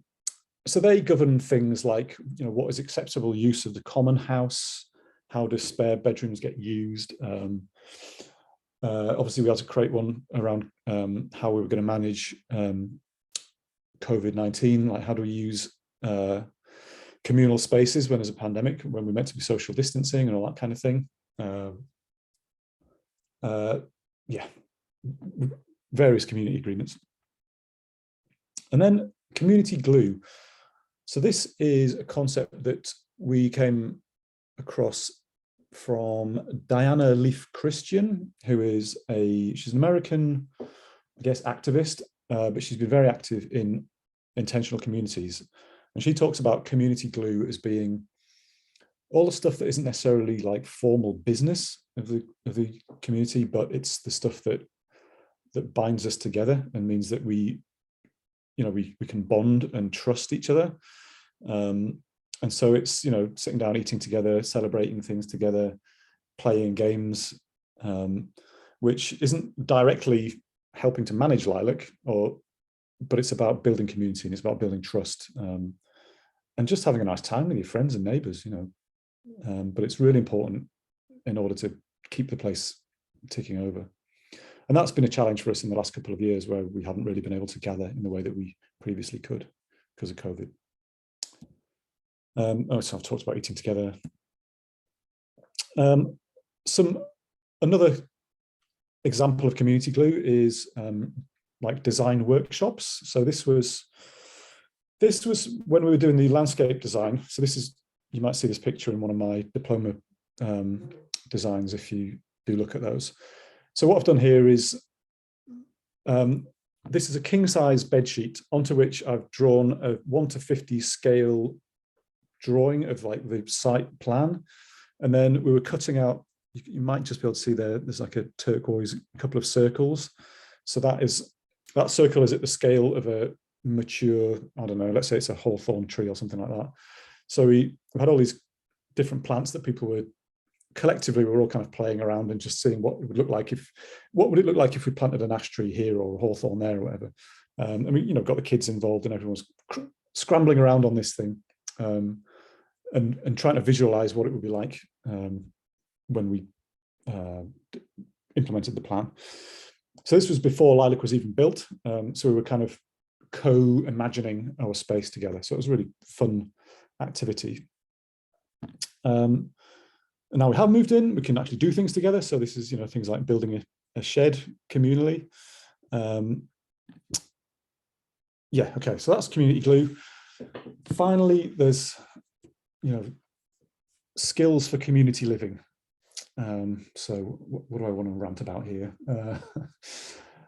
I guess this is perhaps a personal reflection, is that living in an intentional community, it's not the norm or the typical in this society. So most of us, not everyone, but most of us have grown up in something more like, a nuclear family, maybe in a village or town. There is a sense of a broader community, but it's quite loose knit. So we don't have this idea of like a really close knit community group. So a lot of us don't really, we're all at a different place in our journey of learning to develop those skills and learning to communicate and learning to assert one's needs and opinions in a respectful way. Because it's really important that people do assert their ideas and thoughts. It's important for the community's health that everyone is able to speak, but it's also important that we are able to do it in a way that doesn't upset people and so on. So we're kind of, over time, we're all learning how to be in community. And one of the key things for that is learning how to listen. And we're doing a few things like some non-violent communication workshops and yeah, trying to learn better skills around communicating with each other. And yeah, I'm going to stop saying anything about that. But I think that's a real lifelong process. One of the other things about living in community and having a consensus-based decision-making process, in my experience, is that it invites one to think about what are the priorities, what are my personal priorities, and what are my red lines that I absolutely have to fight for, and what are the things that I can let go of for the good of the greater community, and why are things that feel important to me now, why is that important, and actually, is it better if I just let go of it, or is it better that I fight for it and make sure that, and so there's a lot more, it throws up a lot of questions around that stuff. So there's a lot of space for introspection. So for us, I think one of the really key things is that, going back to our values, we've said that we're a learning community, and that's in the broadest sense. So it's about intrapersonal learning as well, and learning those skills about of empathy, listening, understanding, compassion, which I think is super important for community living. And none of us come out of the womb fully formed with those skills. So it is a lifelong journey, I think. Okay, so I've rambled on for plenty already. If you want to find out more, lilac.coop, and you can navigate from there. There's resources on that page. There's links to YouTube videos and things you can download. Things like some of our kind of legal documents and stuff, like lease and stuff like that, I think are all available on there. There's some further reading, other organizations to look at. My designs in my portfolio are also linked to them in here. Okay, I'll stop talking. I think we've got, I don't know if Graham, if we're meant to be doing something else, if I've overrun into the next session, or if we've got time for questions. No, you're all good. I think we've got time for a few questions. So, yeah, if you've got time to hang around. Yeah, sure. I can see Nikki's got a hand up. Yeah, I wonder what the process is for deciding when there's a place up for sale or new people moving in, whether there's a process for making sure that they'll sort of fit in to the community rather than just ending up with people moving in because it's a cheap place to live, or, you know, with the wrong reasons? Yeah. So great question. We had, well, initially when we were when it was still kind of an idea, a dream, and it was going to be 20 homes, but there were only kind of a few households. So we were actually going out recruiting people. There was a membership, like a joining process, which was defined at that point, which was essentially like an application form, like, why do you want to live here? What are your motivations? What will you bring? Which we all had to fill in. And then we all had to meet the existing members. And there was a period of, I think it might have been a month or a couple of months, where there was like a getting to know you period, where the applicant had to try and meet all of the existing members and vice versa. So we all had to try and meet any applicants. And we were very conscious that there's this kind of, there are some kind of quantifiable aspects, like, can somebody actually afford to live here or not? Like, that's quite a nice, easy test. But then there's much more subjective and intuitive things, like, is this person making me feel weird or not? Like a sort of get on ability. And this throws up a whole load of questions, like, what kind of community do we want to be? Do we want to be totally inclusive, where we just say anyone who wants to live here, that's fine, and we'll accept them and get on with, and we'll just have to make it work, which is a great laudable thing to aim for. But it potentially introduces more risk to the community, because it could be someone who wants to move in, and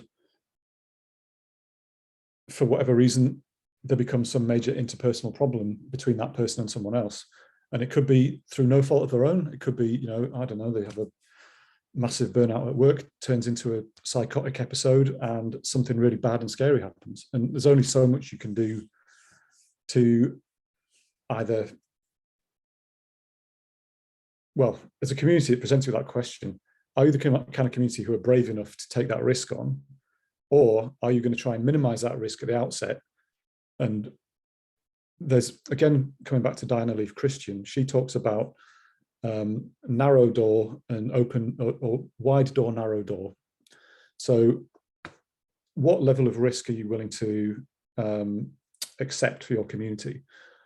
And so we took the decision from quite early on that, because we've got plenty of other stuff that's quite pioneering about this particular project, especially the financial model. So because we've got, we took on a shared mortgage of £1.5 million. We were quite risk averse. So we said from the outset, we're actually going to be a bit shitty. We're going to say, we're not, if someone makes us, if there's a red flag over someone, over their behavior during the 1 month getting to know you period, then, and also because we have this consensus decision making, then it's okay that someone can say no to that person, and they don't have to justify it. You can just say, I don't feel good about that person joining. So it's a bit like the Masons. You can blackball an applicant. Now I've been living here for 8 years, getting on for 9. We've paid down a fair chunk of the mortgage. We're much more confident and comfortable that we can accept more risk in the project. So there have been active discussions about, next time there's an applicant, can we widen the door? Can we be much more relaxed about, maybe maybe Lilac should be a community that is more supportive of people who have greater needs, or have, specific mental health issues or neurodiversity, that means that their behavior is going to present more of a challenge to the way we currently do things. So yeah, it's a difficult one. And for us, that initial process is probably different. For each time a house comes up, we revisit that process and say, well, how are we doing? Are we willing to accept more risk? Do we want to tweak the process and become, because one of our other values is about diversity and being more inclusive. So we have to balance that with the risk to the society. So Yeah. Thanks. Any other questions? Or are you all sick of the sound of my voice now? Dagmar, I can see a hand up. Right, I'm mute myself. Hi. I found that very, very interesting, mainly because one of my friends actually recently went off to live in an intentional community, and together we've been thinking of sort of starting something up in the future, not quite on the scale of yours, but sort of, you know, co-living really. And so how does it work with the units or the houses? Do people own them, or is it sort of collectively owned? And if people want to leave, do they leave, or do they have to sell it? Or Okay. that's often a problem, isn't it, with past sort of systems where, you know, sometimes it's hard to leave because nobody really knows what is owned or what's not sellable, or Yeah. so it looks like you guys have really thought it all through, so it's really interesting. Yeah. So technically, Lilac owns all of the buildings, all the homes. It owns the land and all the assets on it. And then as members of the cooperative, we have a £1 membership and voting share, which is a kind of typical cooperative thing. So each member has like this one voting share. But then what's different about us to other co-ops is that we have equity units that we own in Lilac, which have a monetary value. Right. When we started, they were all issued they were worth £1 each. So I guess my relationship to Lilac is I'm a leaseholder. So my membership entitles me to hold a lease, or I guess my lease is what means I can have a lease. So I have a lease with Lilac, which says that I have an allocation of up to, I think it's about 84,000 shares, and then their value over time, this is something I didn't mention earlier on, the face value of the shares over time, basically Lilac can decide how much they're worth. And we've pegged the value of those to average income growth rather than pegging them to the housing market.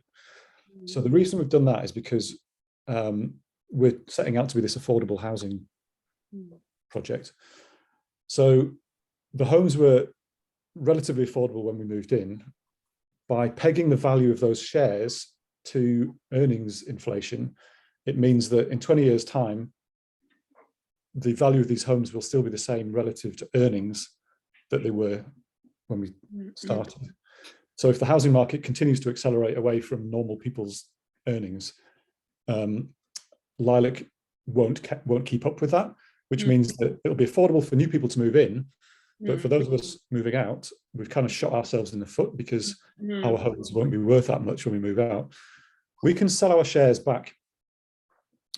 So when we move out, we sell our shares back to Lilac, and we take the money out. That's legally what happens, but we also have to, there needs to be a buyer to buy those shares. Right. So you do have to make sure that there's someone else to buy them. Yeah.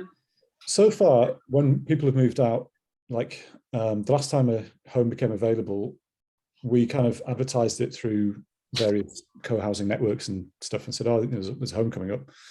And there were like 12 different households that applied for it. So it took a while to go through that process of kind of deciding who we were going to allocate it to. And that was really what the delay was, which is what held people in Lilac. It was basically deciding who rather than finding someone. I think Lilac probably has a fairly high profile in these kind of circles. So if there's someone mooching around looking to live in a co-housing community, there's a good chance they'll have heard of Lilac. So if news comes up that, oh, there's a place at Lilac, then usually we're in a fairly good position to choose who want to move in. Do you find that you're getting sort of people that are like-minded and sort of have similar values and actually are eco-minded? Because you mentioned it was kind of an eco community. Is that a really important part? I think, yes, I think by kind of wearing our values on our sleeve like that, like, you know, it's even written into the name of the place, you know, that we're low impact living, affordable and community. I think that means that to a large extent, people self-select in or out. So that does act like a filter where we get relatively like-minded people. Having said that, there are some people, like I came to the project because I wanted to live in an eco house. I've never even thought really about community. I wasn't that bothered about it. I wanted to live in an eco house and I was skint. So I was like, low impact living and affordable, this is me. And then the community living stuff, I was like, oh, I have to get my head around this.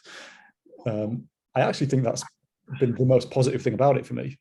But I think there are other people in Lilac who it's a different mix, you know, like they really want to live in community and the low impact thing is a bit secondary. So yeah, I'd say we're not all that like-minded. And also I've found it's been quite surprising how, when you think you've got a group of like-minded people, how much you discover they're not at all like-minded. People see things very differently to you. But broadly speaking, are we all left-leaning, Guardian reading, middle-class, bunny huggers, yogurt weakness? Yeah. We could definitely all lean that way, yeah, probably. Which again is a bit of a, you know, it's a bit of a challenge. It's like, well, how diverse are we really? Yeah, and diversity is always a problem, isn't it? You know, how diverse you want to be, it's never quite works like that. Yeah, it's an interesting. You know, it definitely is an interesting one. I mean, I think it's certainly a live question for the broader green movement. It's definitely a live question in permaculture circles, like how white we are, you know. So yeah, there's another co-housing project across Leeds, about 3 miles from here, called Chaco, and they're called Chaco because they're in Chapeltown, which is, it's an area of Leeds which has always it's got a long history of being the area where the latest wave of immigration, that's where everyone kind of moves into. So it started off, it was built probably, I think, the late Victorian, early Edwardian period. It was a big Jewish area. Later on, there were successive waves of Southern Asian, Afro-Caribbean, African, Eastern Europe. And so whereas for Lilac, we've got this low impact living affordable community, Chaco, one of their guiding principles is they very strongly want to reflect the existing demographic in Chapeltown. So they're like, you know, we want to be, I don't know, 20% Afro-Caribbean, 15% South Asian or whatever. And that, I guess, throws up a whole raft of questions for them about quotas and all those kind of issues. But, you know, different projects are different. And, you know, I think for us, diversity is definitely a challenge. We're diverse along some axes. Like I said before, we're very age diverse. We're diverse along sexual orientation, quite diverse in that respect. We're pretty white, we're pretty middle class and well educated, but not exclusively any of those things. But yeah, I think we all kind of would admit that we could be more diverse. We're not. So do people go there because they need affordable housing? Because it doesn't sound to me that they, you know, if you're all white, educated, middle class, do you actually need affordable housing? Or do you? Because Leeds isn't the most expensive place. No, it's true. Certainly compared to, I don't know, places like Oxford or somewhere. So there's a couple of things there. The affordable in Lilac is not we're not talking about social housing. No. So the level of affordability we're talking about is probably it's not as accessible as social rented housing. It's more what we're trying to achieve. I think technically you would class it as intermediate housing. I'm not a housing expert, so I'm not super au fait with these terms, but I've heard that term bandied around a bit. And another way of talking about what we're trying to do is we're not trying to create affordable housing for the people who are most in housing need. we're trying to challenge the prevailing model of home ownership in Britain by lowering the bottom rung of the home ownership ladder. Yeah, it's quite a different thing to creating truly affordable housing for the poorest in society. So it's arguably a bit of a misnomer calling it affordable housing. yeah. Maybe it's just more about improving people's lives by allowing them to give up those jobs that they hate. Yeah, and it's allowing people to get off either the mortgage Slaves, rate, like you said. or the private rental market, which is pretty brutal as well. You know, Yeah. it's overpriced. You've got to provide 8 million forms of proof of ID and earnings to get a private rented flat, for which you've got a 1-year lease on.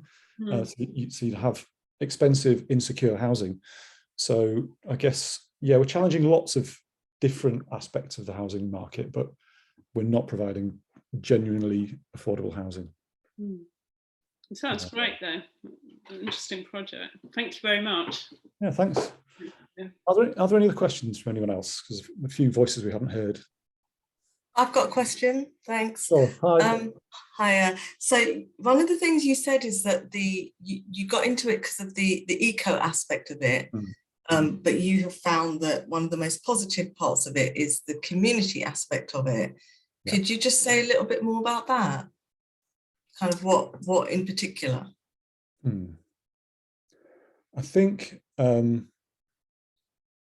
well, for starters, I've made like 30 odd new friends that I didn't have before, which is lovely. I think learning about those dynamics of how do you live together as a community, which I was waffling about in some great length earlier on about, that skills for community living, and that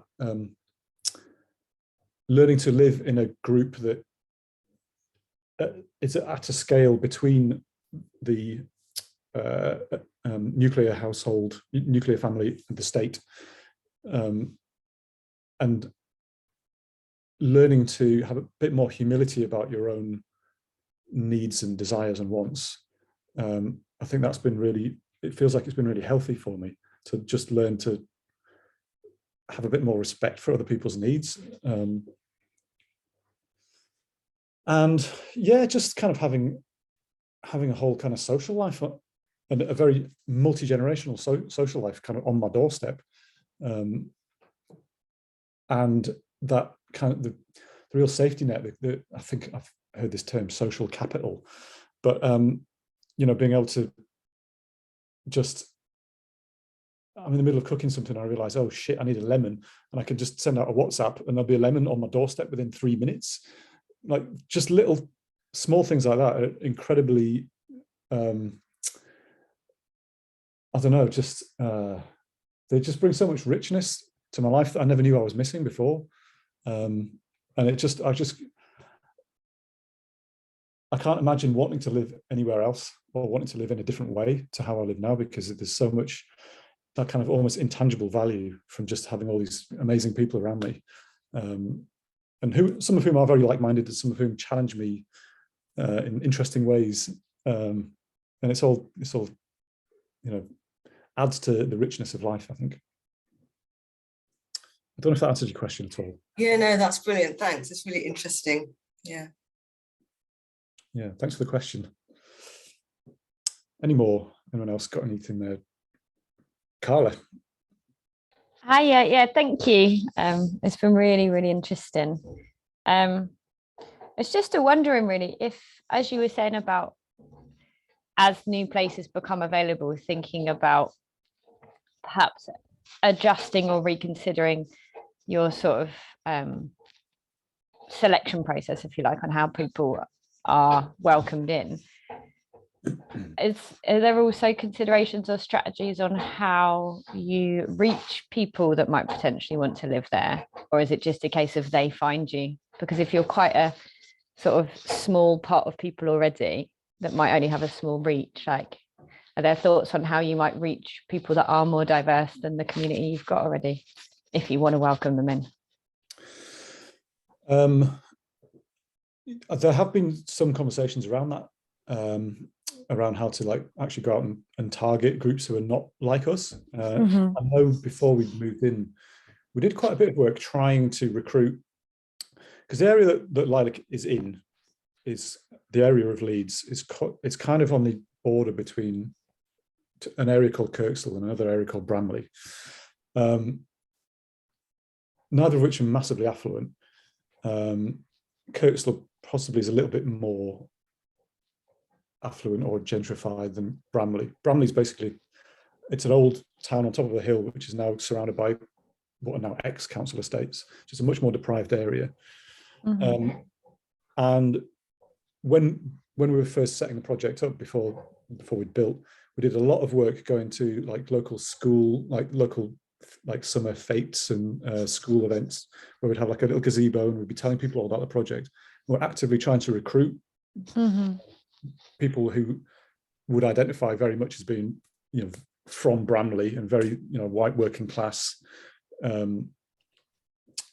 because we thought, you know, otherwise we risk just parachuting ourselves into this community and being like, yeah, these aliens just arriving from across from the more middle class parts of town.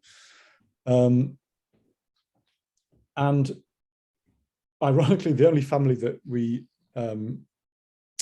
recruited via that method was they're actually Portuguese family who happened to be living in Bramley at the time, and so they gave us more diversity in the sense that, well, they're non-native English speaking. He's originally Angolan, so he's black as well, and so, but it wasn't what we thought we were. It wasn't what we thought we were recruiting for, but yeah. I think, yes, maybe, yeah, there have been some efforts we've made to try and reach outside of our little demographic bubble. Some more successful than others. But I'm probably bodging the answer a little bit. I think there are other members who are more involved in this process than me, who have probably talked about it a lot more than I'm privy to. I guess that's a more general point about this whole talk, is that you're only getting my story on Lilac. If you had a different member here, they'd be telling you a whole different set of stories about what's actually happened and how things arose, and they'd have a different perspective on it. It's been really interesting listening to all of this, and it made me think. A couple of years ago, I started to visit lots of different intentional communities, and I was living in London at the time, and I'd gone to visit a cooperative in London, and I was telling my dad about it. And I suppose, you know, a white working class guy, and we were chatting, and it was quite a new world to me as well. And we were chatting, and I was telling him how it's kind of run, and he seemed so interested. And he said to me, "I didn't even know that there were these kind of things out there." I said, "No, I don't think I did actually for a long time." And it made me think, well, how could someone know really about that? It's quite, you know, where it's yeah, it made me sort of think, how could someone learn about these kind of things if they're not in that kind of world? It kind of made me, yeah, so it's been really interesting to listen to this, because it is quite a difficult thing, isn't it, to sort of to share with people that might not be yeah, part of these kind of ideas and ways of life. Yeah.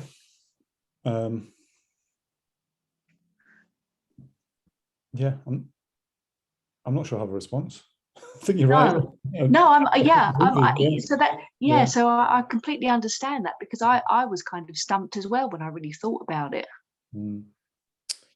Yeah, it's the kind of things, yeah, that it's either like the people around here know about it because it's on the doorstep. Yeah. And I know about various other projects like this all up and down the country because we're kind of in that network. But if you're not, why would you know about them? Yeah. Yeah. Unless it's the kind of thing that crops up on grand designs from time to time, isn't it? These kind of. Yeah. Yeah. True. Yeah. Because if you look at the UK co-housing network, there are quite a few projects like this. Yeah. I've got a website, and I think there's a list of all other projects. there's loads all over the place in the UK, quite a few in the States, and a lot in Denmark as well, which is where this idea really took hold in the 80s, I think. Yeah, and then there's the whole eco-village network, housing cooperatives, where people just buy a house as a co-op and live in it with tenants. Yeah.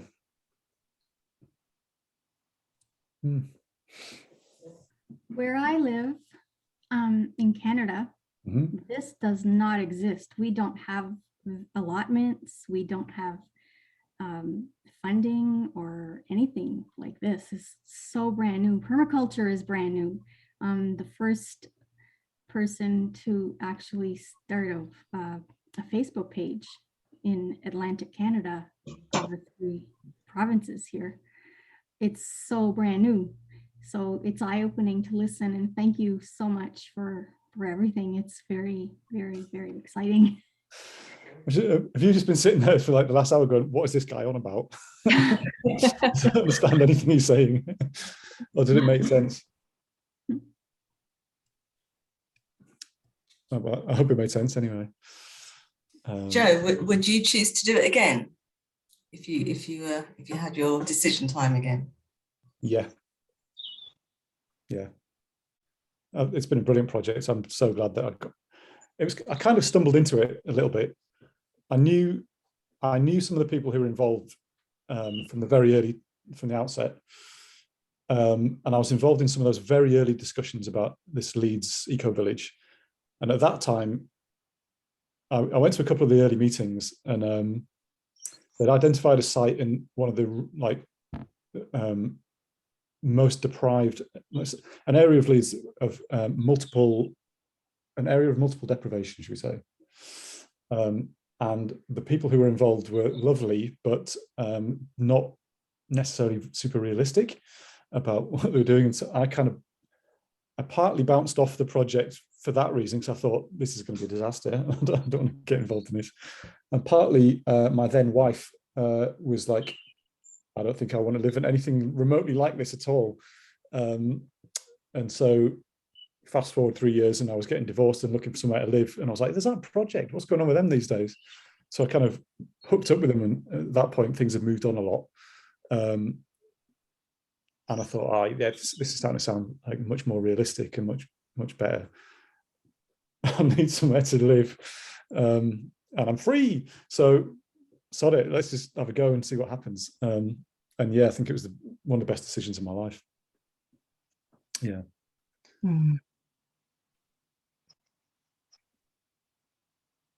Any more questions? Can I just double check the name of that? Was it Diana Leaf Christian? Yes. Leaf with an E on the end of it. Leafe. Christian. Yeah. Thank you. If you, I think there's a couple of good YouTube videos of her talking, where she sets out a lot of her main ideas, which will save you getting the book and spending ages reading it. Great. I think there's one really good lecture where it's about an hour long, where she just covers a lot of her key ideas. I can't remember what it's called though. Maybe I'll try and dig it out and send Graham the link to forward to you. Thank you. Great, thanks. Oh, sorry, Dagmar. I have a really quick question. Sorry, Joe. Sorry, Greg. Right. You can answer yes. Does it feel like crowded, or do you feel like there's probably like 60 people living there, or less? It's about 50, including the kids. About 50, yeah. Are you always bumping into people, or do you kind of feel like you've got some space? I wouldn't say it feels crowded. No. I would say sometimes we have this, we call it getting lilaced, where you know, if you're like, I don't know, you've just filled the teapot up and you're like, oh shit, I've run out of milk. I need to run to the shop, and it takes an hour because on the way, on the way from, you leave the front door, and as soon as you open the door, someone's like, "Oh, Joe, I just need to, that meeting we were at last week." Yeah. And so we've got that word for it now, like, "Oh, you've just lilaced me," which is kind of a way of acknowledging that it's something that we all do because you see somebody's face and it triggers this thing. Oh, I need to talk to that person about that. And that we all do it sometimes. We're not being, it's kind of what's the word? It's not a deliberate kind of intervention in somebody's life to sort of stop them doing what they need to do. Or just like constantly having somebody knocking at your door. Yeah, I think on the whole, it's pretty good. I would quite like a little bit more private outdoor space. Yeah, that's something that gets the outdoor. Yeah. I think if I was designing or had input into the design of the site again, like our only private garden is directly to the north of this building, which is 3 stories. So it's shady for nearly the whole year. It's like there's the top end of the garden, because it's on a slope. There's a top bit of the garden which is sunny from about the start of May to the end of August. It gets good sun for like 4 months, and that is relatively private, and that's a place I can get my deck chair out and sort of sunbathe in private. Apart from that, it's in shade pretty much the whole year. So the only other sunny bit is out the front, which is the front of our flat. There's basically a path right next to it. So yeah, can be a little bit, it can feel a bit public sometimes, but I'm the kind of person who I'm not a real introvert, but I do have quite a lot of introvert leanings. So I quite like a bit of privacy and getting away from people. Sometimes I feel like I don't get quite enough, but I can always come in that inside if I'm really sick of people. Yeah. Okay, thank you. No problem. Okay, great. Thanks, Joe. Yeah, really interesting as ever, and good to hear what you're up to again. And thanks for sharing that. We did slightly overrun, and I was hoping to get in a bit of time at the end for people to maybe chat about where they're at with their designs. But I think we can do that tomorrow. I think we'll make sure cut a little bit of slack into the course to make sure we do that. So if that's okay with everyone. Okay, so again, thanks, Joe, and I'll if everyone's happy with that, I'll leave the day for now, and we'll see you all at 12 tomorrow. If you like, I can leave the meeting open if people do want to chat to each other for a bit. But I think, in terms of the official meeting, I'll finish it for today, if that's okay. So, thanks everyone, and see you tomorrow. Bye everyone. Thanks for your time. Bye-bye. Thanks. Thank you. Cheers, Joe. See you Cheers. soon in the real world soon, I hope, as well. Yeah, I hope so, yeah. That'd be good. But Yeah. yeah, definitely. Okay, take care. See ya. Bye. Bye.